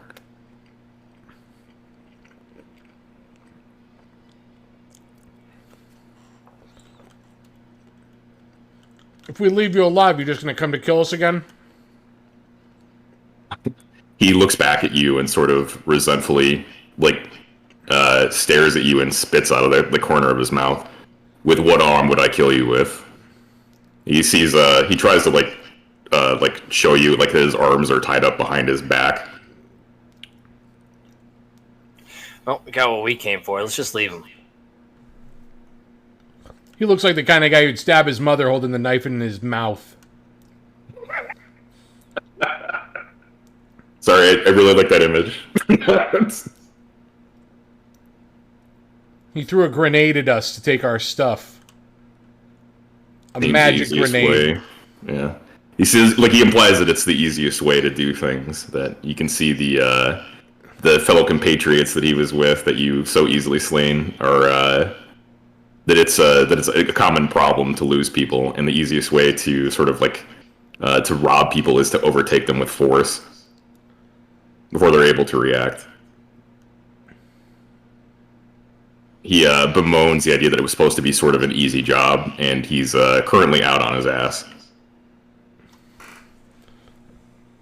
As a D&D question, what value is there to just us killing someone randomly? Because there's no EXP, right? Like, we're doing milestone EXP. Yeah, I wouldn't want to give like experience points that way. I would say that if you defeat an encounter, like, you get the experience for that encounter that counts towards like what your advancement would be. Gotcha. Okay. So in this particular way, you've already defeated him. If you kill somebody, there are further reaching implications of that. Like, you committed a murder. Technically, he has never even killed anybody. You've killed 2 of his compatriots or friends. And he is currently tied up. So you've killed 2 people and have a hostage. And whether that was provoked or not would probably be determined by, a court of law. Oh God, we're terrorists. Reverse terrorists. Yeah. No, it's not what it looks like, I swear. All right, Dwyer, what do you think? What's up, Wody? Dead men tell no tales. Scales? I concur with the dwarf. Kidneys? I'm a little shaken up, but I'm afraid of who he would tell or who would come after us. So I have to agree, kind of. Neck scarf? Happy about it. I'm not one for killing defenseless men, but I don't see much of a choice. Okay. He did What is it? almost kill the Wody. What does the group do? You want to do the honors, Dwarf? Yes.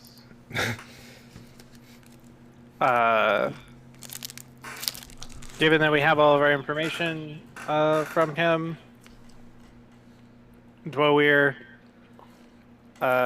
almost deliberately trying to make him uncomfortable, grabs him by the bindings on his arms, making sure that they are pulled in an uncomfortable position as he drags him to the edge of the cliff that we were traveling up. Whoa, are you about to throw him off? We can take his stuff. His stuff? Yeah, check his Oh, yeah. pockets first. Alright, being reminded by his friends to think a little bit more clearly about the situation that they're in, Dwyer then investigates his captive. He's got like a pouch full of gold on it, probably about 15 gold pieces. And interestingly enough, another arcanosphere that's glowing bright blue. Okay, does everyone in the party see it, or just me? Just you. Hey, what's he got over there? Dwyer tries to stuff the bag of gold coins in his own underneath his clothes without anybody noticing, whilst drawing attention to the sphere for the party. Granted that you're like bringing him over to a cliff and you're taking his stuff, he's sort of getting a general inkling as to what's happening. Yeah. And he's going to attempt to break free from your grasp. Okay. I want to essentially either knock him out or kill him. I want to hit him like basically as hard as I can with like my basically like the back of my gauntlet in the back of the neck / head. I would say that you picked him up and are bringing him somewhere, right? Okay. You said that. Yeah. So I would say that you have him grappled currently. Okay. So you have him. Yeah, you've got him in one hand. Do you have a two-handed weapon, or is it a one-handed weapon? Well, I haven't picked up my hand axes yet, so I have my maul and a javelin on my back. Okay. And you said your intent was that you wanted to hit him or kill him with a weapon, or? I'd like knock him out. At least knock him out, if not kill him, because I'm about to throw him anyway. I just want to like hit him in the head / back of the neck, stop him struggling, because I've grabbed him by the bindings. He's like got his arms tied behind his back, and I've grabbed him from behind essentially. So you've got him grappled, and what he's going to do is he's going to attempt to free himself, and if he doesn't, I'll allow you to make an unarmed attack against him. Okay. So you have to make an opposing check. So if you give me a strength check, please. I mean, is he rolling at disadvantage? Like, isn't he tied up? He is, but I don't want to give him disadvantage in this particular situation necessarily. He rolled a 21. So he is going to break free of your grasp. If you want, I'll still allow you to make an unarmed attack against him. Yeah, I wanna try to smack him as he's like getting away from me. Did Dwoyer get his pouch? Yes. So we have the pouch as a group, and he's like broke free from that. We should have we have like the pouch and the sphere, right? Mm-hmm. But I'm hiding the pouch and I'm showing the sphere. And then he broke free from you, and then you missed him pretty clearly with the unarmed strike. Yeah, I rolled another nat one. He is going to make an attack against you. It's 19, so I'm assuming that's going to hit. He is going to attempt to kick the pouch that's in your hand. Not like this. So we'll say that happens. He's palming right now. Can you make a dex saving throw for me, Warrior? So that would be my acrobatics or just straight dex? Just quick dex. 20. Let's go! He kicks a pouch and compresses it against the side of your body. The force of the kick causes the Arcanosphere to destabilize, and it essentially all of the air around you instantly freezes and turns into a wall of ice. He tumbles down the side of the mountain, but you are separated by a wall of ice, probably 15 feet in width from him as he tumbles down. You're able to roll and recover from the initial force of the explosion of that sphere unharmed. Okay. I still want to hide the pouch on myself. I would say that I guess we didn't specify it was in the pouch or whatever. So yeah, we'll just say that you have it. It's 15 gold pieces on there. If you want to mark that somewhere yourself, or just keep that. Wait, he doesn't have to sleight of hand that to himself? No. How far away did he drag me? We didn't specifically say, but we'll say it's maybe 15 feet further out from the rest of the party.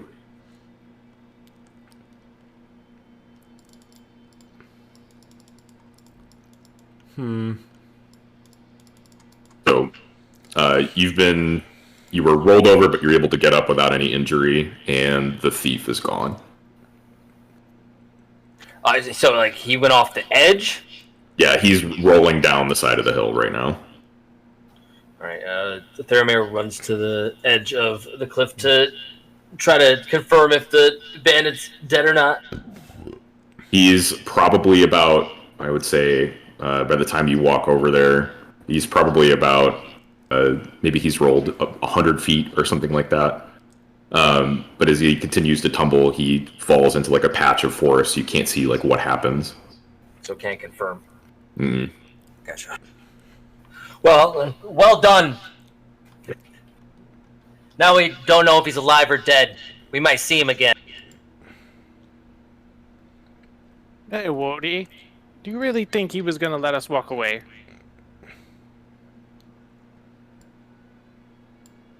There's no way for us to know now. Ah, So the circumstances being that you have an exploded cart currently. You have an explicit directive to meet up with the Explorers Guild and protect them or enable them in whatever way is necessary. And during that time, retrieve any artifacts that they find specifically for the Adventurers Guild. There is a camp a couple miles up the road that you're able to see from your vantage point that you're at now. What does the group want to do? We are, yeah. I guess walk towards the We better camp. start marching. Onward, we have a job to do. I'm not trying to get 10,000 gold in debt, but we gotta get Is going. there did we already check if there anything we can grab from the cart? Still, like, maybe that's left behind small enough for us to grab and take with us, or do we pretty much have everything with us already? You can try to scavenge through the cart. Oh, do the other two bandits have anything? Oh, good call. Yeah, you can search their bodies. They each have each a scimitar and dagger each, and about 15 gold pieces on each of their bodies. You can find like minor personal items, and like one of them has a note on them. It's like a small note. What does the note say? You pull the note out of the the satchel of one of the bandits, and it is a short brief that confirms what the bandit leader had said previously, that there is essentially like a similar debt scheme that that someone has enrabbled the bandits into, and that they're telling them that they need to retrieve a certain amount of gold in order to repay their debt. But that that the Arcanospheres are essentially like on loan to them, and they can repay that for it's like some exorbitant price, like 5,000 gold or some such. so is this like a previous hire from the guild that has like essentially failed in their task and is now they're desperately trying to like come up with their payment? Yes. Well, you can't determine that it's specifically the Adventurers Guild, but it's a similar scheme. Okay. So we found 30 gold pieces on their body. Yes. So we should split that 30 evenly, right?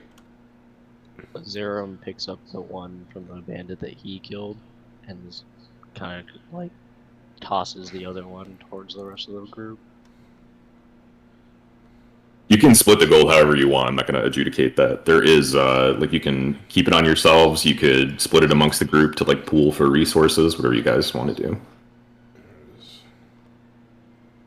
We don't have to talk about that now if you don't want to. We can just kind of move on and talk about it in a shared group. I'll make a note that there was 30 received gold for the group, and that some additional amount of gold that Dwoir has that the group does not know about and should not react to. Cough, cough.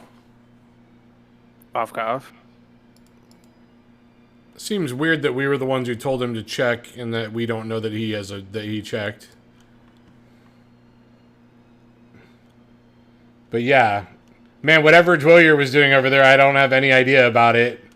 Yeah, what was that? We should get on with whatever we're doing, because that would be a weird thing to react to. You're probably more upset about, the bandit getting away and then there being this, giant ice wall that's, rapidly melting. Where the hell did that come from? That's weird. I've never seen one of those before. I'm sorry. Did this I was note very say distracted you by that. made a 5,000 gold item explode? Excuse me? Technically, he didn't make it explode. The bandit made it explode. We could have just killed him right in front of us. He didn't have to drag him to the cliff. So the other pieces of knowledge that you picked up on is that there is that you understand now that there is some sort of weapons technology that's being developed in that town. That there is a guild scheme or something, some organization that is producing these, and is potentially another organization involved that is essentially blackmailing people into getting, stealing, for them to accrue resources. Yeah. So again, the group is at an impasse here. There is the forest down below that the bandit ran into, or rolled into rather, and is escaping into. There is the camp that's a couple miles up ahead that you can focus your efforts on, or anything else that the group wants to do. What does the group want to do? Remind me, when we got the coin and the instructions back at the bar, was it what was the instructions? I'm trying to recall. It's written. There's save text. Right, it was the big ass contract, right? Yeah. Your directive is two things. Your directive is to essentially protect and do whatever the Explorers Guild representatives need, and secondly, anything that it doesn't say this explicitly that you're stealing from them or that that they want the Explorers Guild property, but it does say anything that you find in your time of this contract is going to go back to the Adventurers Guild. Yeah. Which is another complication that you may or may not have to figure out how to deal with. All right, so do we want to follow the bandit, or do we want to go to the camp? Well, our directive is to protect the Whitehaven Explorers Guild, and this whole bomb situation sounds like quite the problem. So, I say we go to the camp and try to get some more information. Yeah. That's my vote. I believe we'll let him go. Hopefully he doesn't. We're also say not in a anything. state to chase him. Where some of us are banged up, our cart exploded. Let's try to get to camp and try to get a better ground of operation here. And Yeah, I'm with Neckerchief for sure. Dwyer's in no hurry to jump off the side of a mountain right now, and is instead very curious why supposedly 5,000 some odd gold devices are being exploded to steal what is by comparison pocket change from travelers, and is very curious if there are more of these devices that can be liberated and sold. That's Wants to my go to the thing. camp. Yeah, I'm now focused on finding out where these are coming from, being that mages are creating them, storing them, etc. So my focus is now shifted from not worrying about the bandit, but trying to figure out where these are coming from. So resting at the camp, or at least approaching the camp, is what I'd like. Okay, so the group decides to cut its losses, and you all head off on foot in the direction of the camp. The terrain is rugged, but you're able to navigate it without too much problem. Approaching the camp, you can see that there are... Give me 1 second, I'll load this up.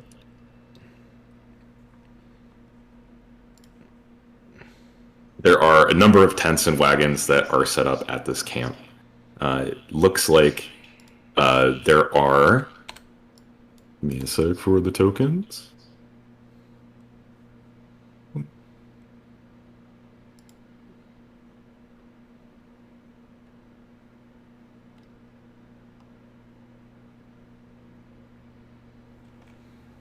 Yeah, he's super awesome. I can see this whole thing. It's fine. I'll drag one there.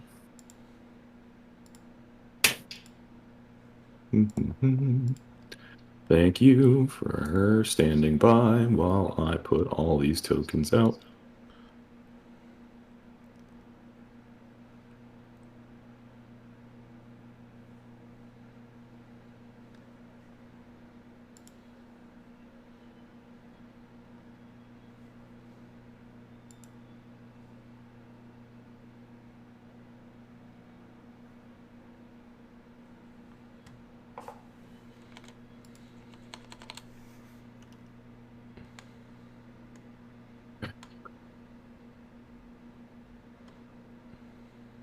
So as you approach the camp, you can see that there's roughly 8 people at the camp. Should be able to, yeah, there should be 8 people at the camp.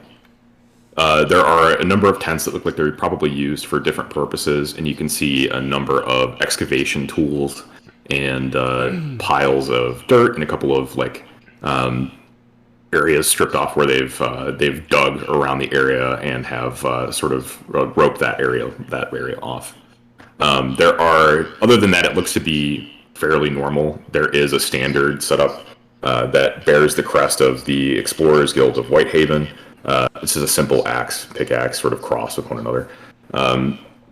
As you approach, you catch the attention of a couple of the figures who appear to be armored and carrying various weapons.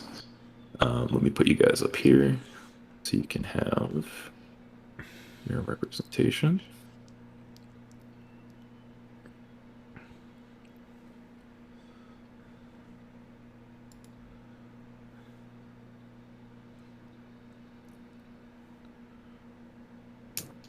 As you approach the camp, one of the heavily armored humans stands out front and sort of attempts to stop you from getting any closer to the camp. All right, what do you want? This is official business of the Explorers Guild of Whitehaven. He has an air of arrogance about him. His hair is jet black, and his eyes as well. Something magical about him. But he is a human that stands like a little bit taller than 6 feet. Again, heavily armored and carrying a halberd. A few of the other armored figures walk up behind him as well, while the non-armored figures sort of stand in the back. You can see an elf and a dwarf and 2 other additional humans standing back. They appear to be in either plainclothes or robes and are hunched over what appears to be projects that they were working on. We're here on Adventurers Guild business. You're the forward team. We've been expecting you. Welcome to our little camp here. He sort of looks back and waves his hand at the camp. Come and sit down. And he, as he looks at you. He notices that a few of you are pretty banged up. He says, "Good Lord, what happened on the road?" We were attacked by some highwaymen. They had a strange device. Blew our cart over, and the horses are gone. The cart's destroyed. He sort of scratches his head, and he says, "Well, that makes sense. You're the 3rd team this week that's happened to." The 3rd? What happened to the other 2? Stopped somewhere along the road. Glad to see you made it out okay, though. He essentially beckons you into the camp without caring much more about what your story is outside of that. Come and sit down and we'll talk business. So he sits down along the fire here. What do you guys want to do? Follow him to the fire. Clearly not a super safe job. Pretty glossed over the old. Something that you say to him or say to the group, or you no, to the group. To the group, pretty glossed over the grenade-carrying highwaymen. Yeah, I nervously laugh. Yeah, not too safe at all. Yeah, it seems like this job might be bullshit. Either way, we're bound by contract, so we got to figure it out. I mean, we could just use you and sell your kidneys. Please stop. Hey, let's go to the fire! Hey. So you go and you sit down around the fire. You notice that the other armored figures are sort of keeping watch around you, while the other people that are working in the tents sort of nervously peek out from behind to see what's going on and what you're working on or what you're doing or what you're talking about. So the human that initially greeted you introduces himself as Isaac Haught, and he is the Explorer Guild captain. He is a high-ranking member of the guild, and again has an air of complete arrogance about him. You can tell that there's something magical or something sort of not not normal, not human, like about him, but whatever it is, you're not quite able to discern what that is. He has an incredible charisma and bravado sort of about him, and it begins regaling you with all the tales of his own adventures before he gets back to sort of business and says, like, right, well, enough about that. Let's talk about what you're here for. He signals, he like turns his back and signals into the woods. He says that about 2 miles down the road, there is an entrance to, or what was the remains of a ruin. There has been a magical disturbance in the area that has been affecting wildlife and denizens of the area that live close to it. Some of the hill folk have been showing up to be sick with some sort of magical disease. There is a water source near that ruin, and they believe that that's most likely the source of it. And they have launched an independent investigation to figure out what's going on there. Their initial investigation was sort of cut short when they were attacked by a creature in the ruins. And they've decided to contact the Adventurers Guild to create like a forward team that will help explore into that ruins, because the resources of the Explorers Guild are not very vast. He thinks very highly of it, but being that he's a captain, he's a high-ranking member of it. But the reality of the situation is that they conscript people who are intelligence or researchers. They're not fighters. So he reached out to the Adventurers Guild for help assembling a forward team that would research into those, or like at least clear the way into those ruins for the researchers to follow behind them. Yeah. What does the group want to do?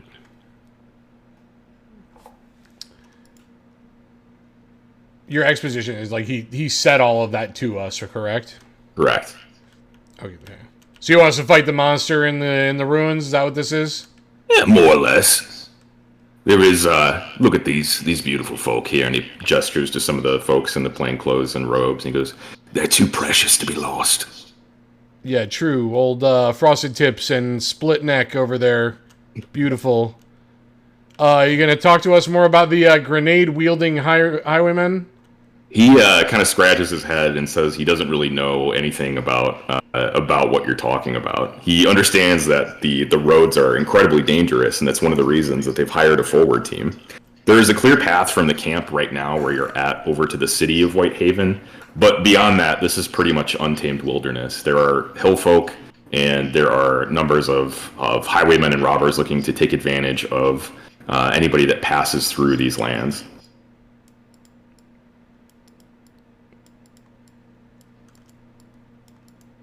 So the acquisition of like Arcana orbs to throw it at carriages is like not even something that catches his radar. No, it's I don't know. You describe it to him, and he's sort of baffled by it. In the same way that I kind of mentioned earlier, the usage of this technology is frightening. The idea that something that is used every day for energy, like imagine like a battery or something like that in our world, being able to be used as a weapon is pretty outlandish. Okay, so it's not like he knew about it and is just like glossing over it to get us into the ruin. It's like actually surprising to him. If you want to do an insight check, you can see. Yeah, I would like to know. 9. You're unable to determine whether he knows or not, but he seems to be fairly baffled by this coincidence or by this happening.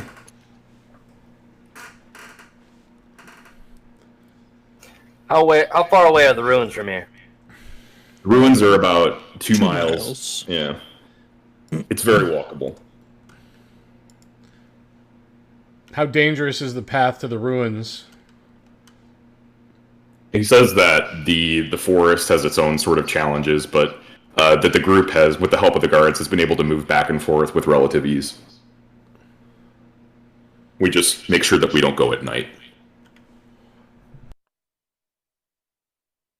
Is it night now? I would say that it is night now, yes. Okay. I was, guys, it's pretty late at night. Yeah, I don't mind going to the ruins. I mean, maybe we can find something or learn something, but with it being night, I don't think it's safe. I think we should probably rest and tackle it at crack of dawn in the morning. Very good. He recommends that you find a place in the campsite and make yourself comfortable. They currently don't have any tents set up for you. As they're like two. It's like two people do a tent, and then there's a big work tent in like the middle of the camp that you can see here. But he welcomes you to make yourself home any place on the ground. If it was real life, I'd be sleeping. Rob, sorry, but not sorry at the same time. Oh, and we got bed rolls from the Yeah. from the contract. Dwyer sends up, well, that's it then, and just unceremoniously takes his bedroll and quite literally just drops it on the ground right beside him and lays down, like next to the fire.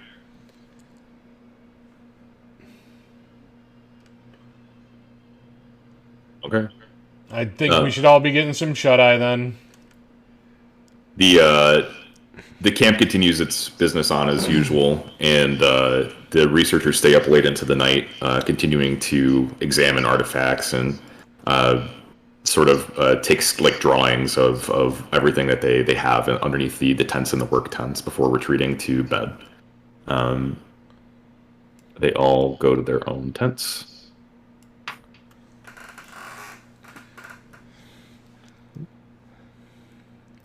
So yeah, this will be a long rest. Yeah, you'll be able to take a long rest here. So there should be a thing on your character sheet that allows you to take a long rest. I'll allow you to heal up here. We'll say that you have enough time before setting out on the next adventure that you're able to heal up.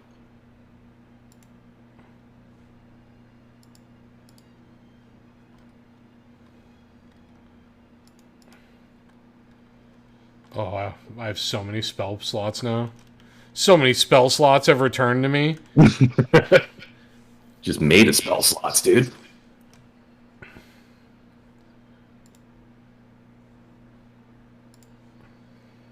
The night passes without incident. And hopefully the map will also work without incident. Okay, hold on. It said the error loading map, yeah. All good. I think maybe There I'm we doing go. it. Missed.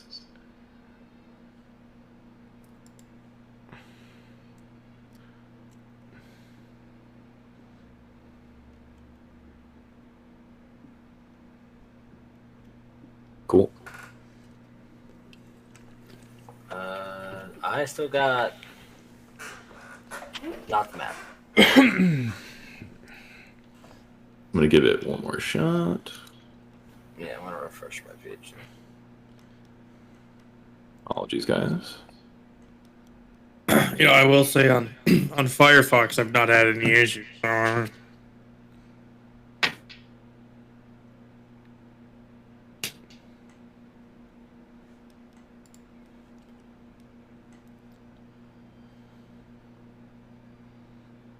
Okay.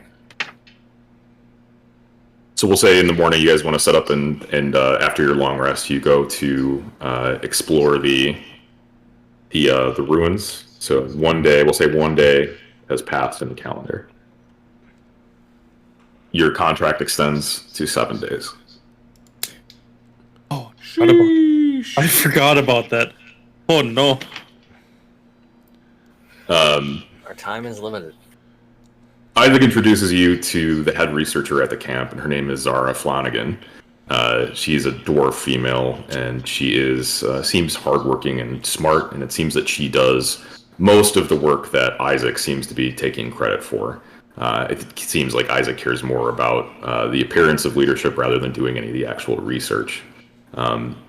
She heads with you and a couple of the other members of the camp, 2 of the guards, and 1 additional researcher.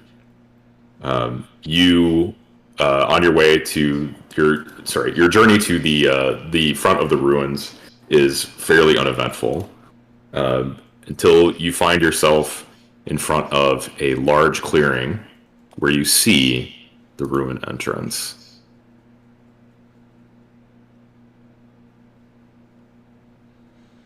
Yep, there's a ruin entrance, guys. That is a ruin entrance. I'm gonna do a perception check to see if that's actually a ruin entrance. Heck, that.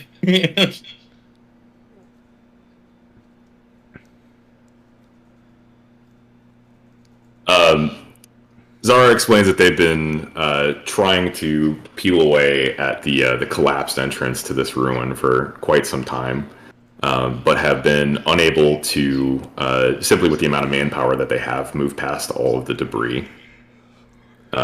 They've been really interested in researching some of the like the runes and like the markings on the outside of this entrance here.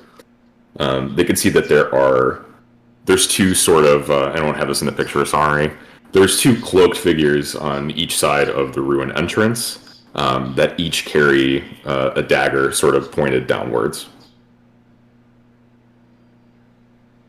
What does the group want to do?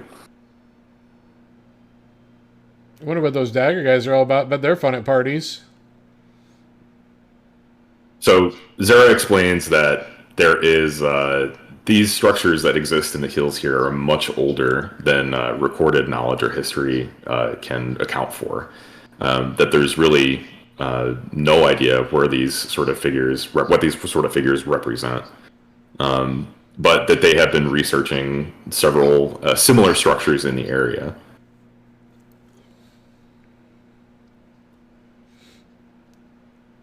Hey, Kidneys. Hey. You read a lot of books, right? What's this stuff all about? You know anything about this? Oh. Give me an Arcana check.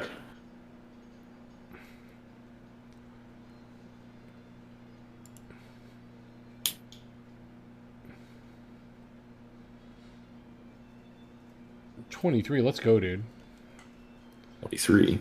You feel you close your eyes for a second and try to listen. You can hear a low hum in the area, sort of like a crackle of energy, but very, very slight when you approach each of the statues. They're tied together in some way.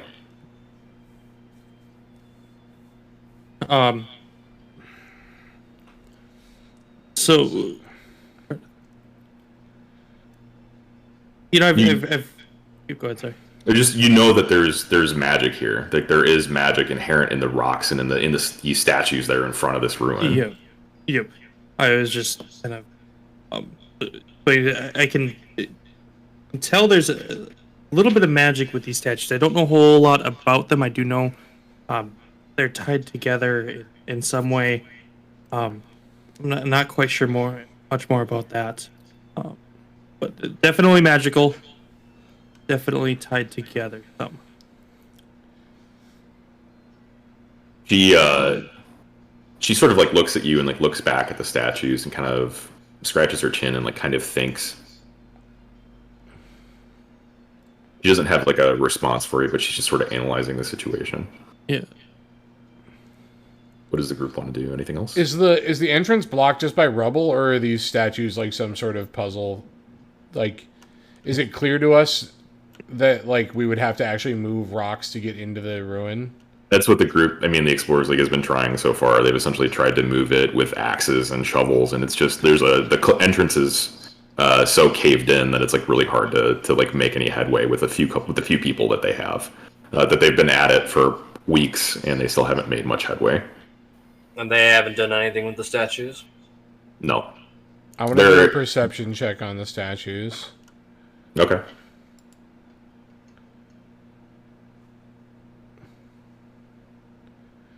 12. You see the statues and you notice that they are created like in the inverse like of each other. Like one is sort of looking like 45 degrees down into the right and then 45 degrees and down into the left. There is, you see carvings of runes on each of them, but you can't make out like what they say or what their meaning would be. Their meaning has been lost to time. Well, guys, this shit's all shit.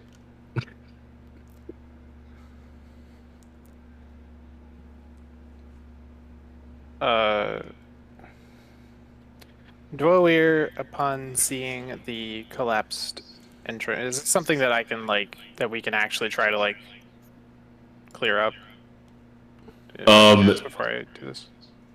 It would be probably not. I mean, you could attempt to do it, but it's probably out of your wheelhouse to attempt doing it. The team is a little bit nervous because they were attacked here before by a creature. And that's mostly the reason that you're here. But you can, it seems like moving the rubble itself would be a rough task given the time limit that you have. Okay, so it's not actually doable.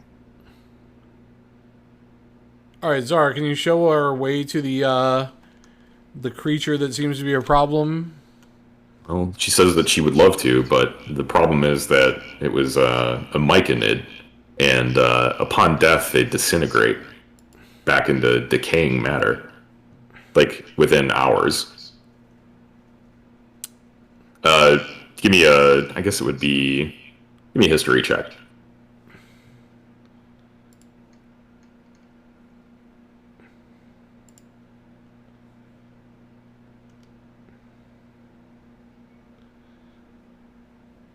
Dude, Young Kidney's coming through clutch on the checks.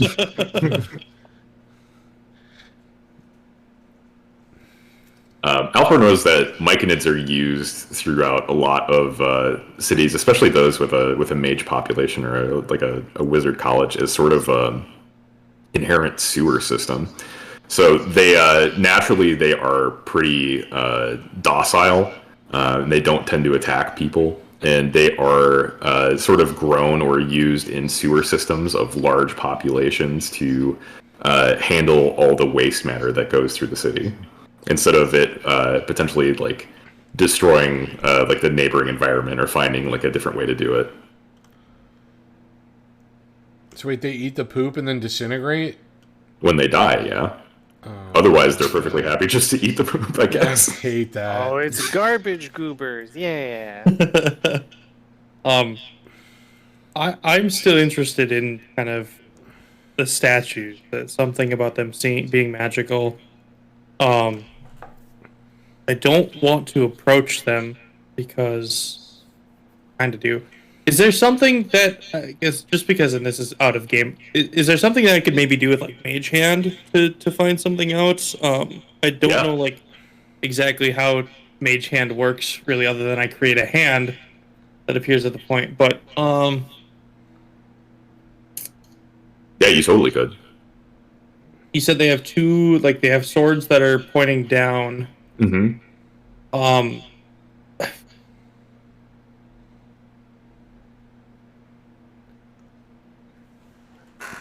I was gonna say, I guess if I use Mage Hand to try to see if I can shift the sword around or move an arm, kind of like a secret lever or anything like that. Yeah. Okay, so you're casting Mage Hand? Yes. Okay. So you cast Mage Hand, and you reach out to that statue, and you notice, as you're checking it, it looks like there's some give in the hands that are holding the sword. While it looks like they're supposed to point down, they're articulated in such a way, the hands and fingers are supposed to point down. You're able to rotate one of those, the hands and fingers, of that particular statue, so that it points the other way up. Okay. And there's two on each side? Yeah, there's just two. There's one statue on each side. Oh, there's one on each side, not two on each side. Yeah, Yeah, apologies just if I one on the misspoke. left, Oh, one yeah, on I the right. misunderstood it. Okay. Mm-hmm. Okay. So I just explained to the group, what I did for the statue. I shifted kind of the fingers and the hand around. I suppose I haven't done it to the other one yet, but I just asked. I was able to move the hand around. Nothing happened. Nothing happened, right? Yet. Mm-mm. Nothing Okay. happened. It sounds like you would have to make a conscious choice to rotate it around. Yeah. You know what? And no, I'm not gonna ask the group. I'm just gonna do the same thing with the other statue. I think you can only make one Mage Hand at a time. You know what? Oh, you know what? Wait. So there's one right now. Okay. No, sorry. I thought I did one and then I moved it and it's stuck. And then okay, never mind. So I'm holding the Mage Hand. Okay. Let me. Hey guys. So I was able to manipulate the hand here, but I can only do it on one of the statues. Is anybody else brave enough? to go to the other statue and to see if you can manipulate the hand in the same way? I got you, homie. I mage hand the other statue. Okay. Oh, You create your. mage hand too. I forgot that he has cantrips. Yeah. So you're able to summon a mage hand. Yeah. The ghostly hand goes over and does the same thing to the other statue and sort of manipulates the hands and fingers so that the dagger is pointing upward in that hand. You hear the humming of the energy in the area. You feel drops for a second, and then click. You hear something, and all of the rubble inside of that passageway shoots outward into the canyon, and you're able to see that there is another area in between where you are and the ruins. So as you look in, you can see. Come on, above VTT.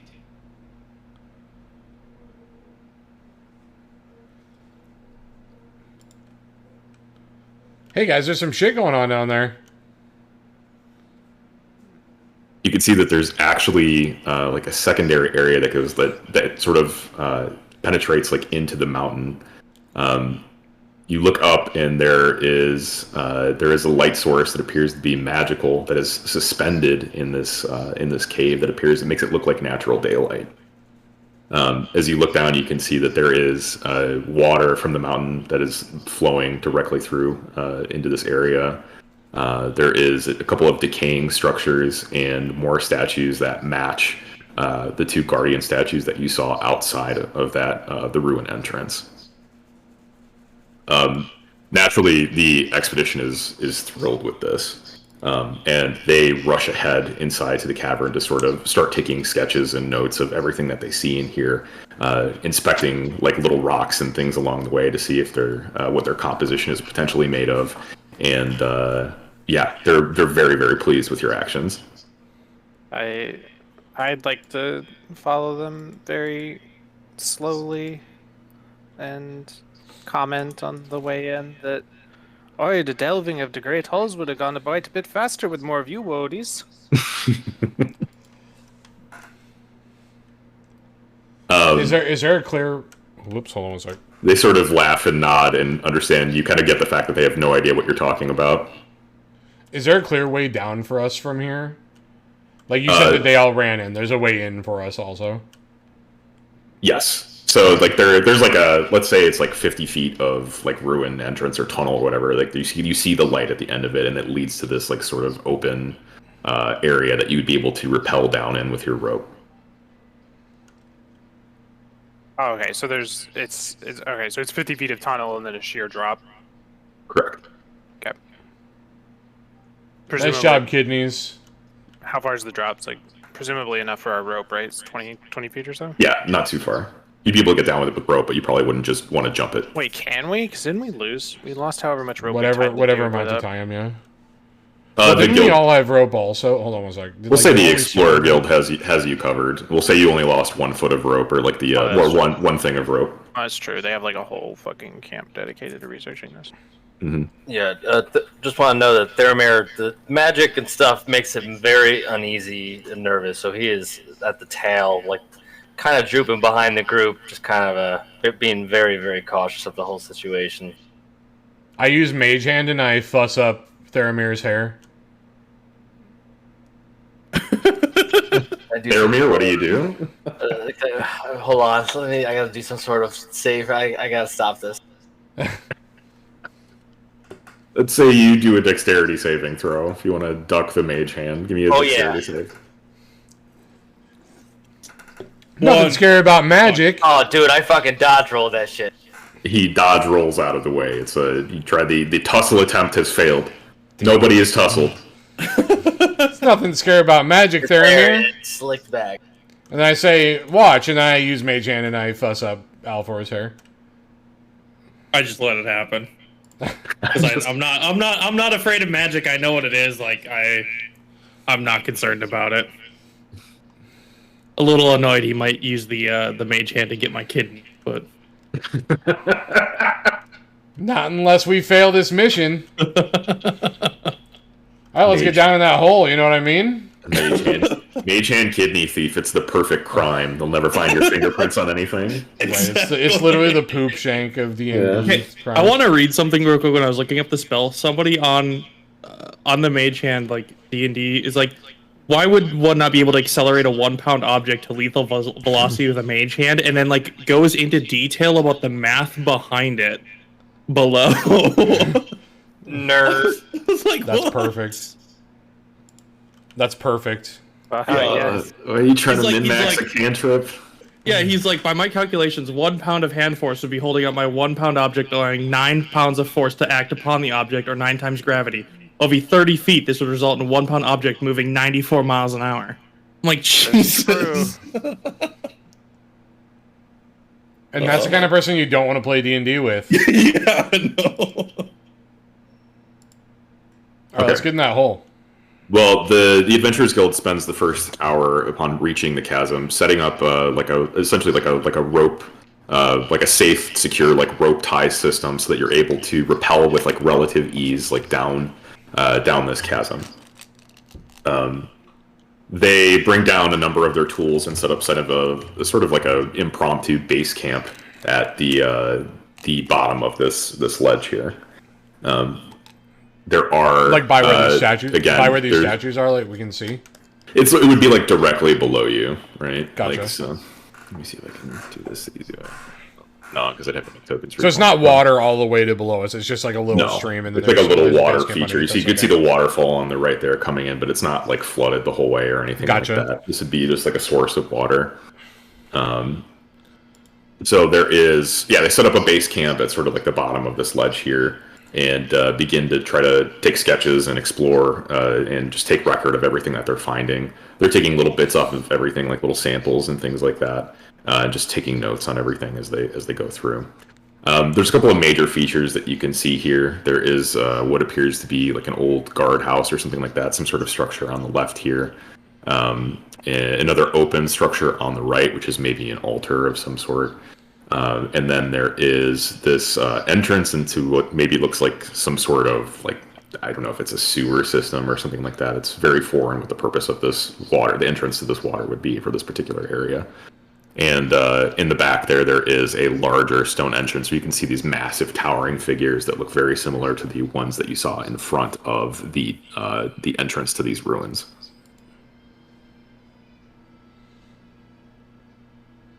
What does the group want to do? Dweller would like to wander up to the water and cup a little bit of his hand and like swish it in his mouth and spit it to like test it because he's familiar with underground waterways. You test it, and it is incredibly refreshing. It's some of the cleanest, purest water you've ever tasted, and you feel inspired almost after tasting it. It invigorates you. Okay, I turn around to the group. Hey, Woody, come and try.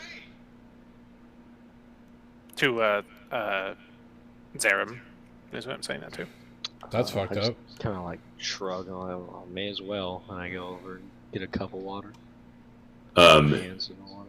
You cup your hands in the water and try it, but it does not taste as refreshing to you. There is a metallic taste in it when you try it. Oh, racist water. Gotcha.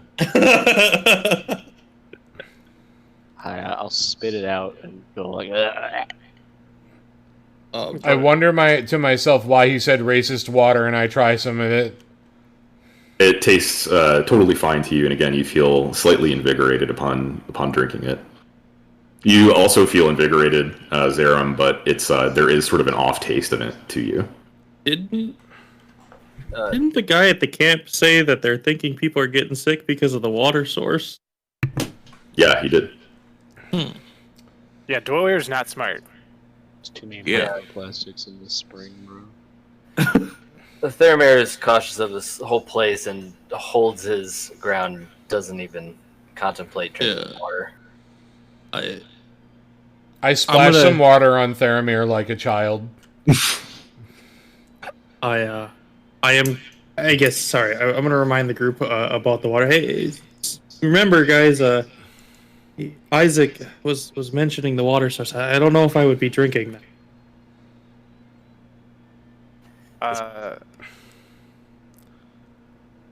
Well, we are very sure that the water is fine after having swished and spit it out.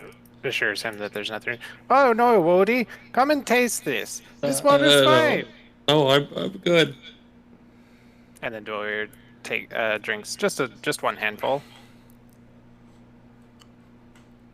This place is making all the hair on my body stand on end.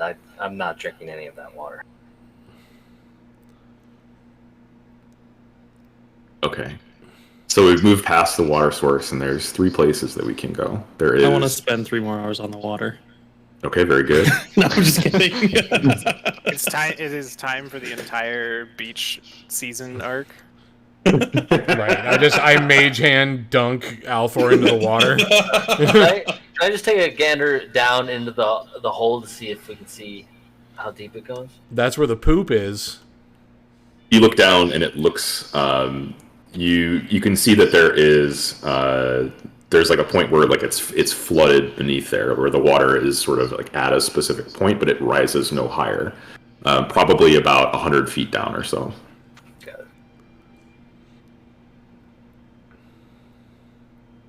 it. I do an Arcana check just to see if there's any like magical signatures, I guess, in any of these statues at all.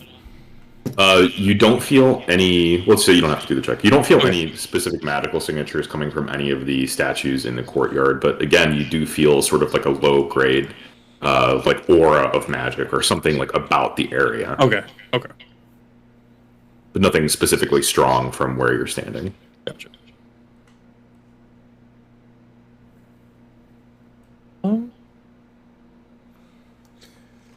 Are you about to give us 3 options? Yeah, I did. The guardhouse on the left, there's the altar on the right, and the entrance in the middle here.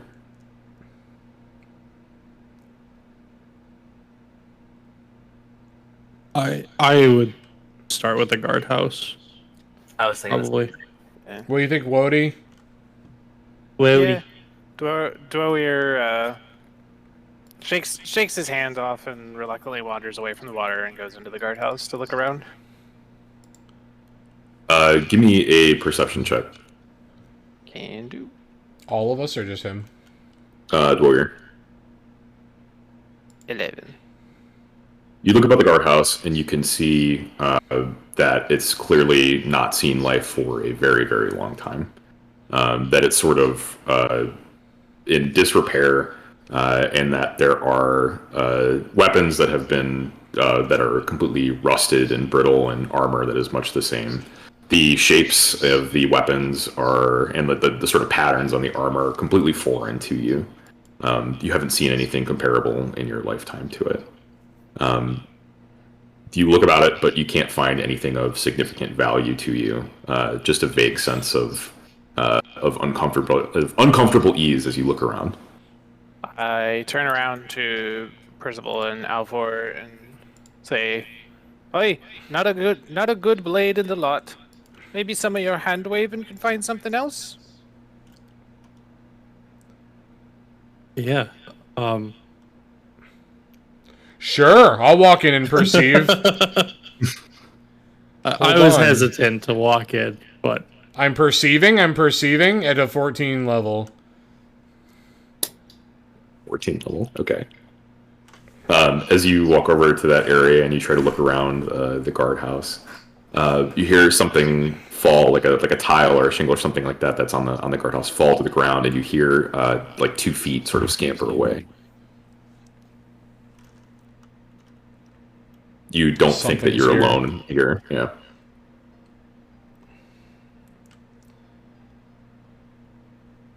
Somebody else give me a perception check. Am I the only other one I still got it. in the guardhouse, or? Yeah, just somebody give me one. Well, I got it. Alfor and I walked over, right? That's who you Yeah. called to? Yeah, I'm still outside. Yeah, but he didn't necessarily have to move. If he Ooh, didn't- he if was- perceived it at 16 level, though. A 16. You're able to see out of the corner of your eye like a shadow that moves into where the large entrance between the 2 statues is in the middle of this map. But you're unable to make out. It's like a cloaked figure. You're unable to make out anything about them. Guys, I think the DM went through that door. I just fucking hate it here.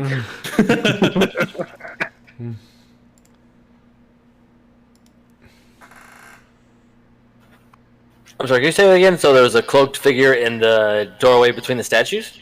Sort of watching, he was like watching you guys enter the area from the outside, and upon all of you like sort of making noise and talking and walking into that guardhouse, it slipped away into that open entrance in the back between the two statues. All right. Friendos, I don't think we're alone here. What does the group want to do? There are two more areas that you haven't Let's explored. check out the altar before we head into the ruins. I walk over to the altar. You walk over to the altar, and you can see that there is a kneeling figure there. Again, not something that is intelligible to any sort of modern religion that you're aware of, but there's a kneeling figure that has an open basin there. And there appears to be what seems like dried blood on the inside of the basin that the figure is carrying. Oh. Guys, there's some fuck shit happening over here in this altar. Can I do a religion check? Yeah. Can I follow him and also do a religion check? 20. Sure. Yeah. Dirty 20, as they say. Dirty 20. Ooh, a 21. Nice.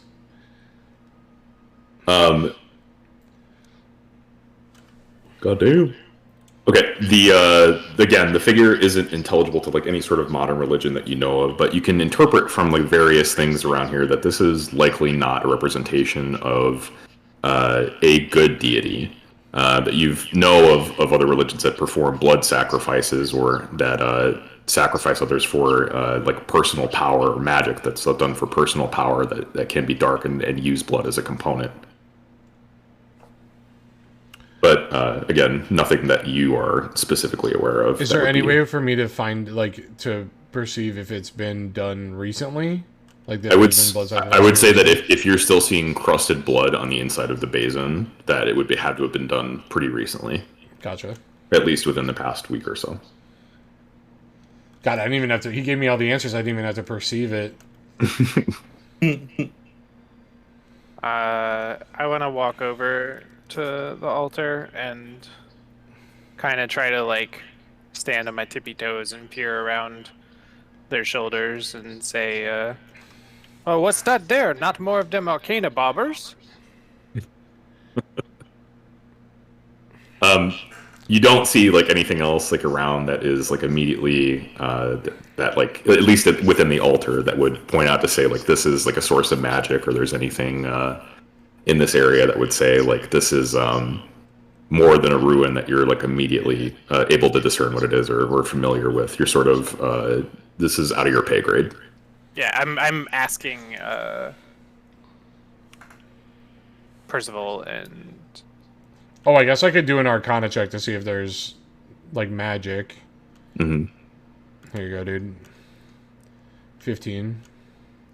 Again, you feel that this place, that there is a source of magic somewhat nearby, but it's not within the altar itself. That the whole place, the whole ruin hums with a sort of like low-grade sort of hum or magic. But nothing specific at the ruin that you can see, or at this altar that feels like it's resonating anything. I think we gotta head in to figure it out. Okay. It's like we don't have a choice. Let's go. How do you feel about it, Scales? Sounds about right. Should head in. Is Isaac with us? He is with the other explorers right now, and he's sort of like again taking sketches of everything. It doesn't seem like he noticed. Are they off doing their own thing? Like they have no interest in what we're doing? Yeah, like you guys are the forward team, and they've sort of sent you ahead, so they're taking their time, like gathering and like drawing everything and making sure that they take notes on everything that they see in the area. But they are within the safety of the little base camp that they've set up. Can we go ask if they want us to go forward or not?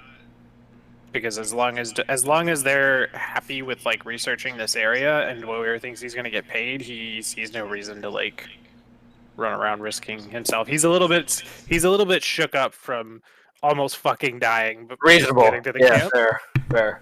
and he wants to get out with his gold. His first real fight didn't go so well. Yeah. Do you want to tell him anything specific? Not just basically kind of like walk up, but like with the intent, like with some intention of implying that this is like the outcome that he wants. It'd be, you know, some sort of I've run out of like the energy to like voice act it, but basically insert joke here about being a guardsman his whole life and how incredibly good he would be at standing still safe doing nothing. He kind of fires back at you that like he very much like wants to like not risk his own skin, but that like that's sort of what your job is in this particular circumstance.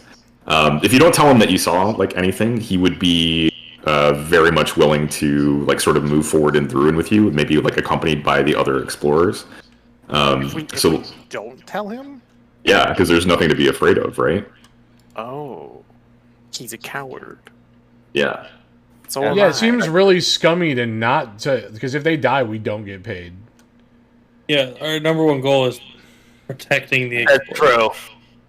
Okay, well, Dwyer doesn't pick up on this subtlety, probably, right?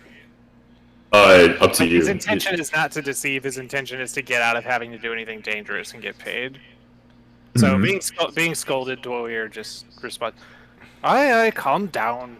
Yeah, Thermil grabs him on the shoulder, pulls him back, and says, "They're here for info. We need to proceed forward if we want to get paid. I don't even think we.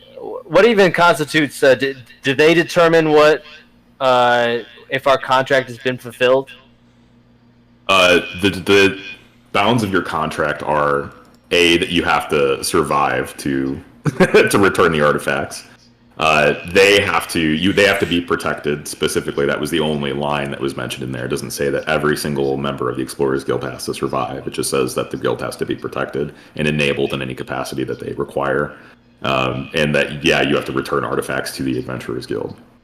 They've hired us for like a week, which is why Dwyer was like excited to stand around and waste time, basically. Yeah, Right, okay. but there's an active threat, right? Like there's an active threat because we saw someone moving around, and if we let a threat get through and kill a bunch of people who aren't here to fight, then that's when we don't get Dwyer paid. didn't see it, did he? It's like I straight. I said aloud that we aren't alone, and then we saw it run off. I will, since we are kind of metagaming it at this point, Fen, what I'll do is I'm going to have you roll a d4 and then have it. It'll be your coin flip. 1 and 2 is tails, 3 and 4 is heads or whatever. Heads is you have to tell them, tails is you don't. So go ahead, do a d4 for me. If you mention that you think it's unsafe or not in this particular circumstances, you add that piece of information to it. Okay, so 2 then, Yes. and that's so I am telling them or I'm not. You rolled. He rolled tails. It just came out of my mouth and I fucking forgot. Let's say you don't mention it to them. Then you don't mention it. Okay. So I'll reply to Theramir first. I understand the terms of the contract. Doesn't mean I have to like it. And then I look back at Isaac and I tell him, not that there was something that we saw, but that I think the further into the ruins would be more interesting. Sort of I scratches his chin, and then We definitely didn't see anything, but we're definitely going in. yes. I can roll persuasion if you want. You know? I like it. I know Yeah. my way around a mountain fortress. Yeah, do it. 19. Let's 19. go, dude. I love it. He the way that you say it sort of puts it into his head like it was his own idea the entire time, and he sees a chance for glory at exploring further This into the credit ruins. stealing bastard. Yeah. He's like, I couldn't have thought about it better myself. Yes, let's go. Let's go further in. He instructs, instead of himself, he instructs his second in command, Zara, to accompany you along with one of the guards. His name is West McLaren. Zara and West go to accompany you further into the cave while the rest of the camp stays back. And he demands that they continue to investigate while he leads the sort of investigation into the ruins in the courtyard that we see here. So go ahead. Sounds like the party is going to proceed further into the cave. Lead the way, Zerum. So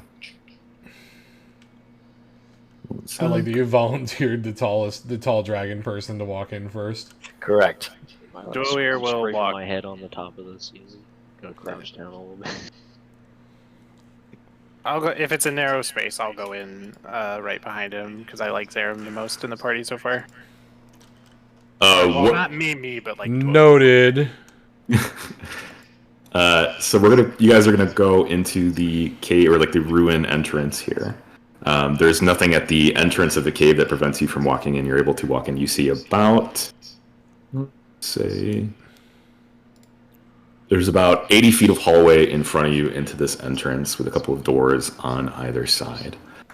Each of those doors, there's a statue in front of it, similarly marking like the ones in the courtyard and the ones at the beginning of the dungeon entrance. What order do you want to go into this cave? I'm going to pull this up on the map here. What's that? I feel like it should go Zerum, Dwyer, Percival, Alfor. You're able to get like a 2 by 2. Yeah. Then I think it should be Zerum and Dwyer at the very front. I feel like Theramir should be behind all of us. For sure. And let me add 2 more tokens here that just represent. This is like I think it should be like this, and maybe just Alfor. Maybe like you have a bunch of 60-yard range stuff, right? On Alfor.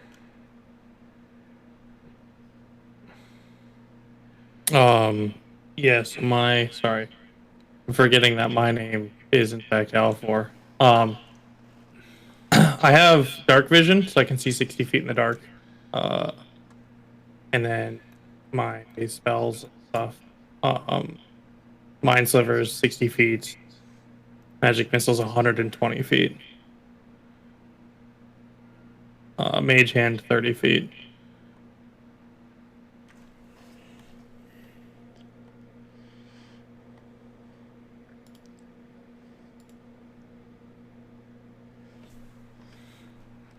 Okay. Maybe I cast Bless on everyone except for Dwyer because he keeps telling us how much he likes Zerum more than us. I'm not. Dwyer's not saying it out loud. It's just like Yeah, but we can feel it. he spit on me and it healed me, and also he fights good. As you enter the area, you can see that it's made up of both sort of like worked stone, like purposefully like bricked into here, and a natural cave, like a blend of the two. It's clearly centuries old, and along the walls you can actually see like little bits of mosaic and frescoes like that kind of depict the unknown history of this place. I would like to roll history with stone cunning from my racial traits. Okay, Let's roll go. it.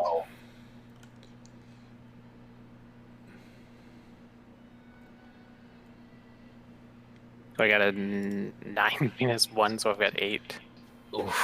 You're unable to directly determine like what the actual like mosaics make out, but you can see figures that look like that appear to be different races, including those of dwarves. Can I do just a history check? I don't What know. is- Stone Cunning. What does double my proficiency bonus to the check mean? Wait, did I? screw myself? Your proficiency bonus is let's see like on Rob's screen right now it says in the upper left hand corner proficiency bonus +2. Oh, okay. So that would have been. Oh, so that would have been a 12 then. I would say that this is a very very It difficult doesn't check. matter. Yeah. Okay. Okay. Can I do the very difficult check with my history check? I'm gonna say if you Or do know I have to less have than stone somebody that's cutting? in like a stonecutters guild, that you would also fail this. Gotcha. The Dwyer just makes a comment to the party that he recognizes some dwarven-ish stuff, but that, he wasn't very good in school. So you have three options in front of you. You have a room, what appears to be a room to your left that's closed, a room to your right that's closed, and a hallway ahead of you. Thank you so much for the follow. You said there's doors closed on both sides? Yes. The only light that's coming in is the natural light from the outside, and the actual hallway is not illuminated. You're able to see from the inside because of your Arcano torches, and the various members of the party that have dark vision are able to see a little bit inside as well. It should be noted from here on out that an Arcano torch will last a total of 5 hours, and it needs to be recharged by being in direct sunlight. Is this like a statue? What is this guy over here? It's a statue. These two things are statues that resemble the statues that were on the outside of the dungeon when you entered. It seems to be a common theme. My adventuring sense says we go left first. So those are sealed doors? Yes, both of those doors appear to be sealed. Oh, I'm lucky. Can we just Well, I could take check. a closer look at them, like how the statues were outside? Maybe there's something going on with these statues here. Yeah. So you want to walk up to it and investigate? Not me, because I'm at the back, but one of you magic folks could do that. I don't know anything about those statues.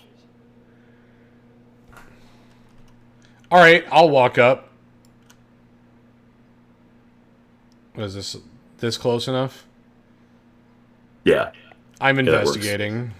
So you see that there Nat is sort 20! of there's a Nat stone rod 20. sort of.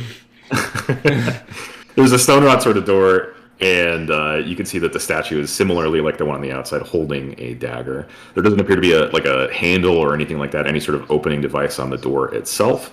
But you suspect that it's likely similar to the statues outside, where you could manipulate them into opening the device, or that's a device itself which opens the door. All right. As like my homie kidneys, I pop the mage hand on the statue to see if there's anything that's malleable to mage hand influence. I just like your wording. That rocks. So you are able to turn the same way that on the statue inside matches those on the outside. Turning that dagger upward actually opens the doorway, and you're able to see on the inside.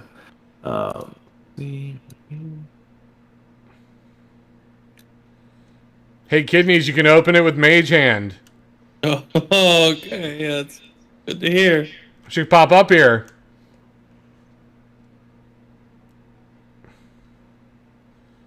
Well, on the inside, you can see that this room has a ceiling that's approximately 12 feet high, and the stonework here matches the rest of the dungeon that you could see, I shouldn't say dungeon, I should say the rest of this cave, this area that you see on the outside, the ruin. There is ahead of you a rack of weapons that again is littered with weapons that are unrecognizable. They are strange shapes and covered in runes, and the designs are completely foreign to you. I'd like to move up to the doorway-ish area, and since because I have dark vision. Okay. Just I'm stand in the doorway, but presumably as long as there's no corners, I should have 180-degree field of view here. Yeah. And I, brush past Percival and let me have a look there, Wody. When you look on the inside, you could see that there was some sort of scuffle or something that happened here. Who knows how long ago?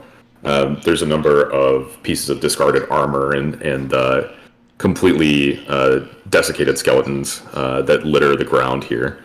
Yeah.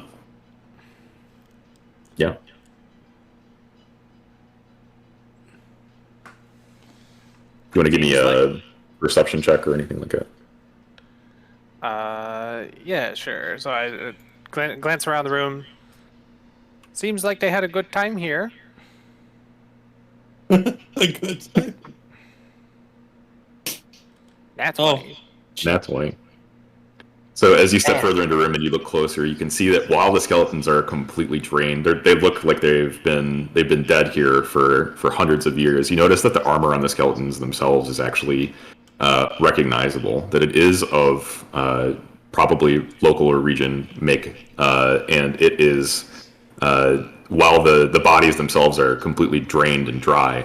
That there is blood that is around the scene that is probably no more than a week old.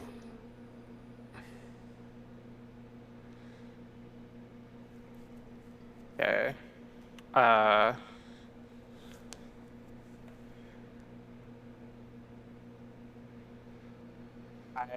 turn around and try to alert Percival to the fact that the bodies are not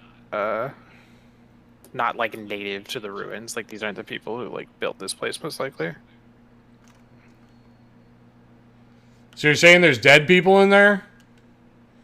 Yep, all dead. No danger, just come and look. Okay, I move up to right behind the young Wody. And I do an Arcana check to make sure there's not any fucked magic shit going on in here. I rolled a 19. Well, there isn't any direct magic that you can see. There is like the lingering sense of something. Your eye catches, from your Arcana torch reflects off some dust motes, like in the air of the room that appeared to shimmer slightly out of before disappearing completely out of your vision. There isn't anything specifically magical in this area, but again, the entire area radiates of something. There was something that happened here that was magical in nature. Something weird happened in here. When your description falls short. Can I perception to see if any of like the room is lootable? Yeah, like, definitely. Is it useful to loot the room? Okay. Yeah, definitely. 8. So you can easily see that there is, there's existing armor, like I said before, like that is, that seems like old and it's crumbling and it's rusted. But there are a couple of, amongst the bodies that you can see here, there are weapons that look like they are, while modern, recognizable. It's like swords that you would recognize like from a region, or like swords and hammers that you'd recognize like from this region, or as being made from, like of this specific region.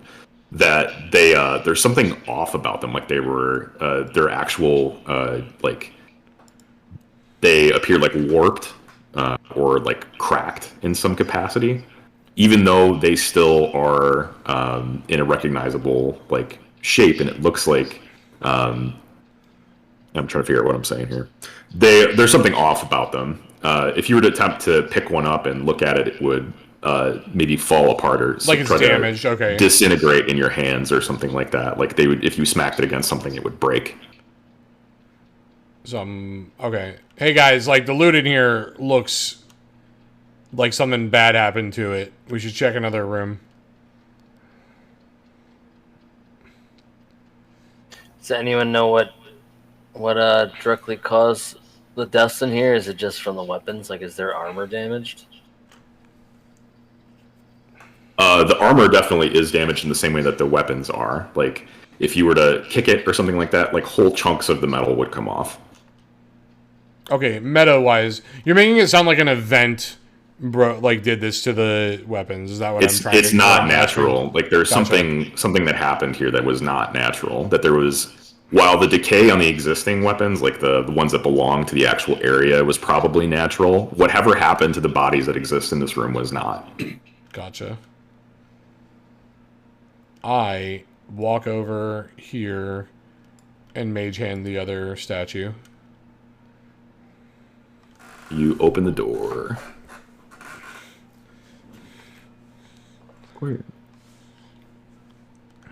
Inside, you can see a table with a couple of chairs around it and a map of the area.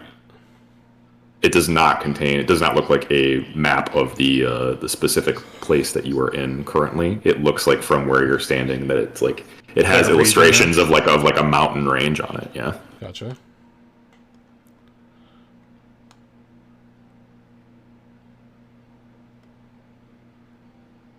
Zerum, what do you do? I will follow Percival into the next one. Can I use Divine Sense on the left room to see if any of the skeletons are like undead or a celestial or a fiend? Yeah, you can. Is that like a specific spell slot that you're expending for that? Or is Yeah. that just a passive? Okay. Yeah, you can totally do that. So in a 60-foot radius, so like the whole room, is there any good or evil beings or celestial fiend or undeads? Within this room, you can sense that there is a vague sense of undeath, but nothing like there's not like a creature in there. There's just like a lingering sense of undeath in that room. It makes you uncomfortable.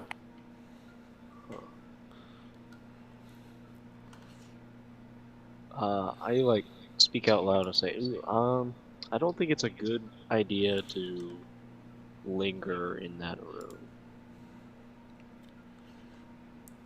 And I like kind of shimmy away from it, like kind of like do a double take back, kind of like uncomfortable as I leave the room. Okay. You crab walk out of the room. Yeah. Take one step in the room. Full like girl from the backwards ring. immediately. The spines on your neck raise up as you shudder in your armor and you move out of the room. Yeah, I was thinking more of like a Dr. Zoidberg type walk away. Yeah, that's exactly what I was thinking as well. Just shuffling out of the room, yeah. Dwoir hears him say this and says, I hear you, Wody. And then wanders back out into the hall and leans on the wall, not like looking down the path to further into the ruins, but like it's in my eye line, but I'm looking at the door that Percival's looking at, and just waiting for them to check the other room. As you move down the hallway, you can see that there are a couple of fresh bodies at the end of the hall here. I choose to ignore them for now. Cognitive dissonance is a bitch.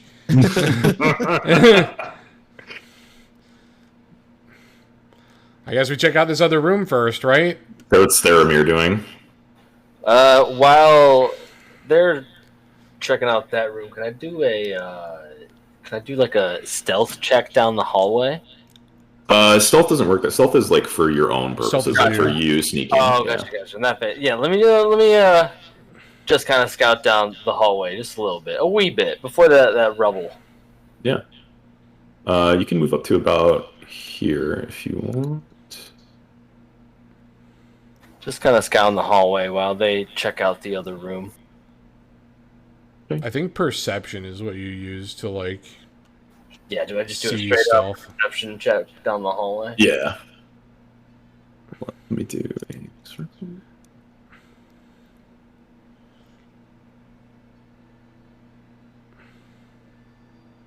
Okay.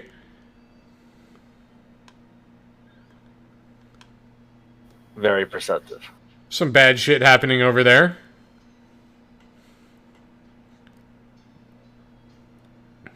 You're able to see a number of bodies littered throughout the dungeon ground here, or like the ruined ground here. You can you don't recognize immediately the uniforms of the armor that any of them are wearing, but you can see that they were probably killed at least within the past couple of days. Right. I noticed from the group that it's a lot of death is ahead, and I'll keep a watch here while they check out the other room.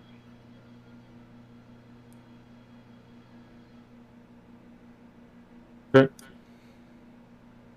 Zara and West follow behind. Zara is fascinated by the mosaics and sort of like little fresco work and things like that. They're along the various the various parts of the tunnel. So she is sketching those and taking notes furiously in her like in her notebook, while Wes holds an Arcano torch above her to make sure that she has light and to observe the various things that are artfully happening along the wall here.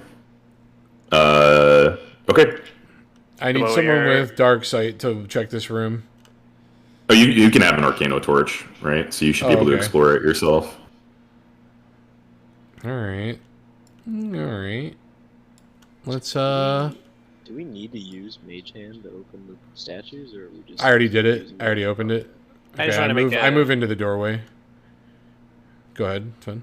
I was gonna say, just tiny small side note, as Dwoir is just kind of lazing about next to the wall, he watches Zara sketch. You're like closer to her, moving over here. Yeah. Okay, so Rob, you've entered the room. Some of this.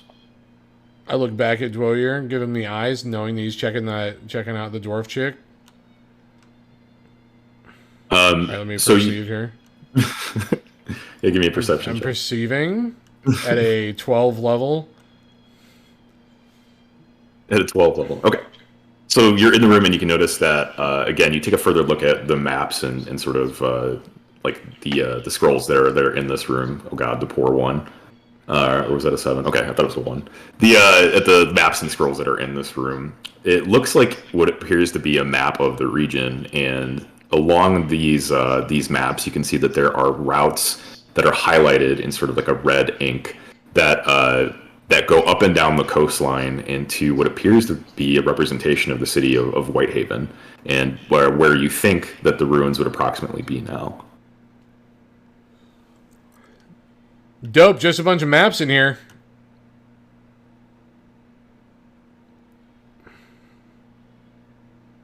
Do you think these routes are linked with the bomb? With the group looking for the bombs and such? Are you saying that to someone? Yeah, Rob. I was saying that to Rob. So I think that the bombs are a manipulation of highwaymen. Like, we don't know that this is connected at all. It could be the people who are supplying the bombs, but I don't think the highwaymen are in that racket directly. Out of character, or any other routes that you can see on the maps, the same route we took to get here? It's a bit more abstract. It's like further back and more abstract than that, right? Like it looks like routes like connect. Like it's illustrations of routes between cities and routes between points on the coastline, and not of the specific ruin that we're in. Or of the path that we took to get to the region. Correct.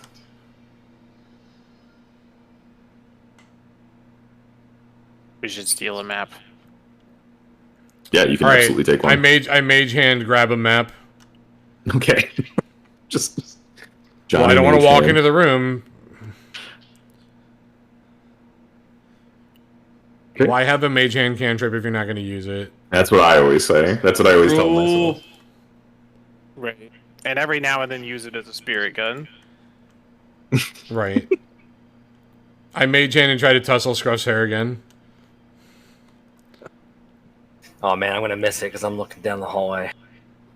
Okay. Alfor, what do you do? Oh.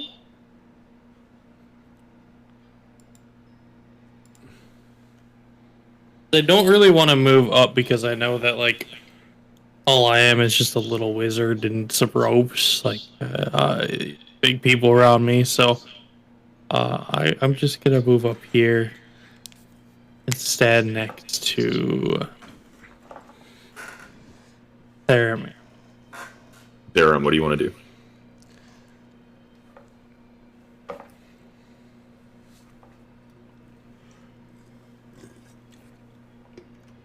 Is there, Oh, Scales is dead. You cheer he's up, dead. homie. Oh, I thought you said Theramir. No. Zerum, what do you want to do? I guess I'll walk up to the pile of corpses. Okay. Better you than me. just start digging through their pockets. So you go up to this one and you start looking through their stuff. Quite the paladin. You, as you turn the bodies over, you recognize that some of these folks here are from another mercenary guild. They were likely hired to explore this area a similar way that you are to the Whitehaven Explorers Guild. You can find some additional gold, I would say, but unfortunately, all of the armor and weapons that are on their bodies are similarly destroyed to the weapons that are in the weapons and armor that were in the armory of the previous room. So let's say that you find another 15 gold on these bodies. Okay.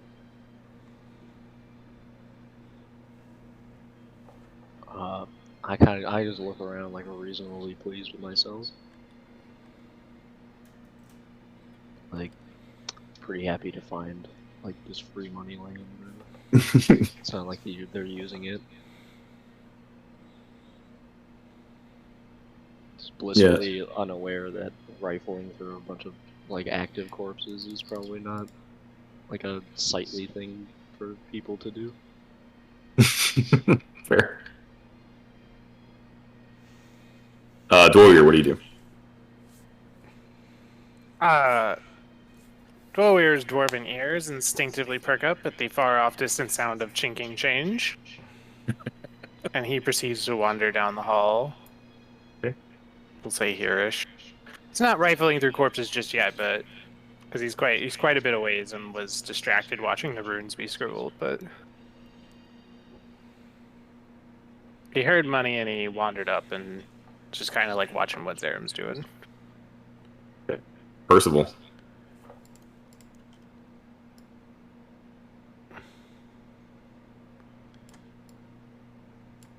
Percival Trask. I have moved up the hall as far as I'm capable of doing so. Okay. I would say we could be pretty loose about this at this point because this is all explored area, so you can kind of position yourself. I'll move up. I'm Yeah, unbothered by. I don't like. I don't feel that I'm as driven by the need to like pick through corpses for gold. You do notice out of the corner of your eye, though, that one of the corpses that Zarem has turned over bears a tabard that matches the paladin group that is associated with your paladin order that is associated with your family. God damn it!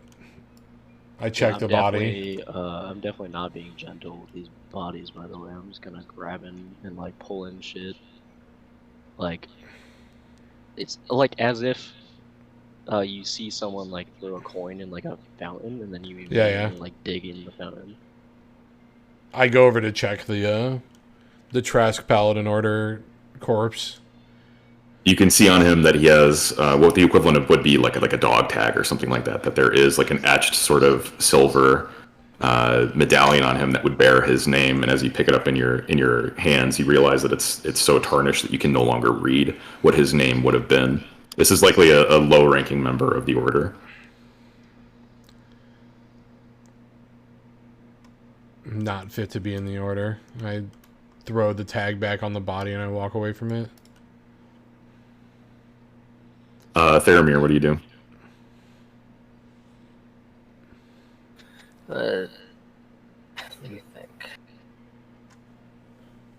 I can come back to you if you want. Yeah. Alfor, what do you do? Oh, sorry, I was eating chips. Well, now that I see kind of like, nothing really bad is happening up here, I'm going to move like right next to where they are. Here. Mm-hmm. And I'm going to look down that hallway and see dark. To your left or to your right? It'd be like to the right. Like if I'm facing Percival, it'd be my right on that hallway. Gotcha. Okay.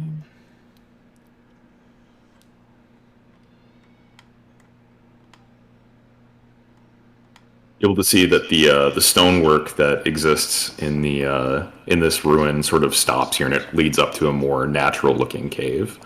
As you approach the area, so you can feel sort of a draft, like it's coming in from the outside, sort of like chill you a bit. There is no remarkable things about the specific cave entrance that you could see, like outside. It's a similar height to that of the rest of the ruin, about 12 feet high, and it does appear at some points to get narrower and wider, which sort of obscures your vision further into the tunnel.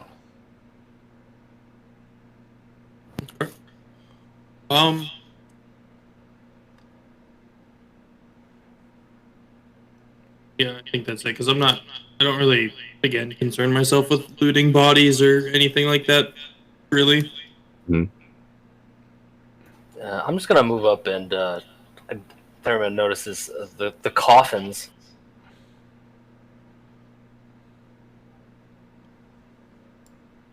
Wait, how do I? That little doodad up there. Yeah, how do I move my guy? How do I move my guy? Top You put it left, to you hit select. Yeah, put it to select, and then you should be able to move yourself. There we go. Just move up to the coffins and decide to. Do I do a perception check on that? Check them out. Yeah, do a perception check.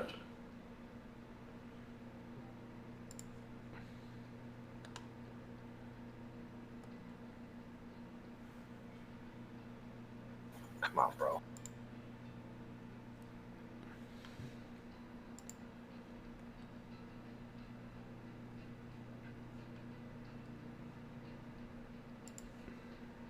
Done. Okay. You can see from the outside that these coffins look really plain. Like they appear to just be like pine boxes. But you notice that there is like a latching mechanism on the side of it, which would be pretty weird for a coffin that's supposed to be, just holding a dead body. Let's. Are they locked? Can I open them up? They're locked, but you could attempt to open it. I'll just Do you make have a. thieves' tools? I'll make a note to, or I'm just.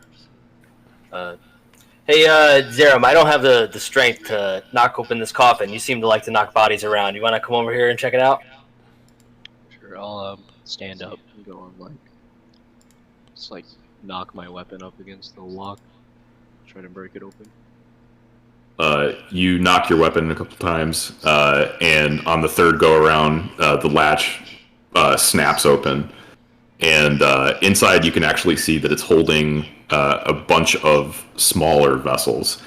When you were knocking your weapon against the side of the latch, you could hear that there was like a sloshing sound coming around from the inside of these vessels that are on the inside of this coffin.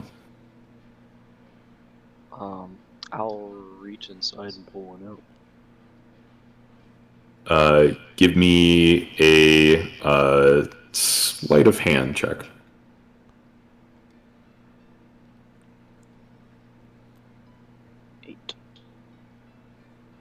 You pull one of the vessels out, but it's slick on the outside and it slips from your hand. You drop it on the ground, and a red viscous fluid that sort of shimmers with a magic sort of energy about it empties out onto the floor.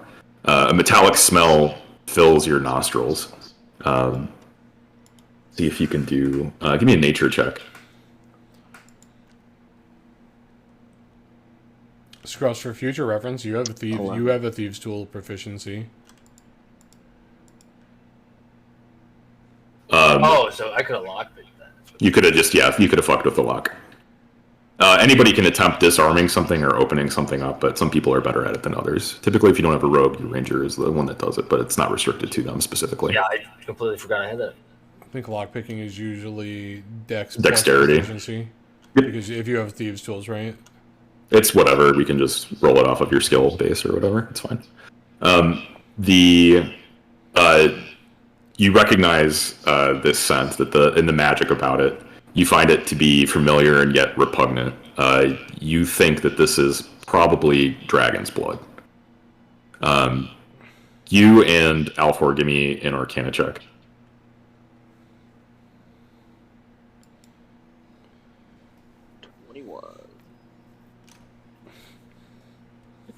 Oh, 21. Yeah, 21. You happen to know that Dragon's Blood is a highly coveted reagent for some of the arcane devices that are used by the people of this continent. That obviously it's very, very rare and very, very potent and conducts magic very, very easily. And it likely looks that based on the coffin vessels that there is some sort of maybe smuggling operation, that there was somebody trying to hide this and get it in and out of this particular area. I like the humor and like just nonchalant like attitude just kind of wipes away as soon as I recognize it as Dragonwood. Mhm. Like up to the point when I dropped it, I was gonna be like, "Oops, Butterfingers!" Like, haha, this is kind of amusing. Like the like macabre nature just kind of like is a little interesting to me. But like the second that I smell Dragonwood, I'm like, ooh, yeah, nobody touch this. This has to make it back safe. You know something of this, Serum? Please tell the group. This would be Dragon Blood. It's a very high value reagent for spells, as disgusting as it might be. As the blood sort of spreads out on the ground, it reaches the corpses, and you can see that magic shimmer, and like sort of like you see like a conductivity, like an electric shock, sort of go through from the blood into one of the bodies of the fallen in front of you. It attempts to stand, and you can see like a blue glow coming out of its eyes and mouth, and it roars at you. Fuck. We are going to call it there for the first session, and we will pick that up next Oh, time. baby. Shit, dude. That's some You know fucking. what? I'm not gonna lie. I part of me knew I could have locked it, but I didn't want to open it myself. That's all good. So sorry about going a little bit over on here. I just wanted to make sure we found like a good stopping point. No, we So said thanks 3 for to sticking 4 with us. hours, right? Isn't that what we did? Yeah. 3 to 4. Mhm. It's 3.5 is good. I think finding a good leaving off points of great, because now I'm itching to get back. Now that we left there. My boy Scruffs is in a dubious spot for this combat to start, though. Yeah, it was this will all save like the. Yeah, this will all save. It'll be good. Okay. So we can just pick it up right here next time. just gonna book it down that dark tunnel. Yeah, just head down there. Nothing bad could be over there. I like my options, man. That was a blast. Thanks, guys. Yeah. Let me Learned send a my lot. viewers to someone real quick. Now I have a good idea of the momentum of it and stuff. I can come Stream back. chat. I'm gonna send you guys to one of my friends. Yeah, all We're good. gonna I'm still trying to debrief. find my sea legs on this too. So Oh, yeah. thanks for sticking with me, everybody. Rob, if you want to call the stream, we can kind of do like a Yeah, little yeah. retro. I think in the I'm chat gonna after. send I'll send my viewers to someone, and then we can do like a debrief. Yeah. Let me send everyone over to Sammy.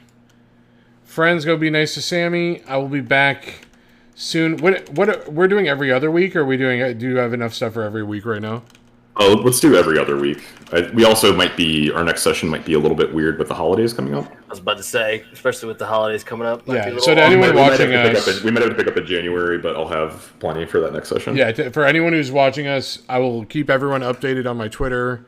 How we're doing D&D. This is my first time ever. This was super fun. Any advice on how to make the stream better is purely welcome, and I will catch you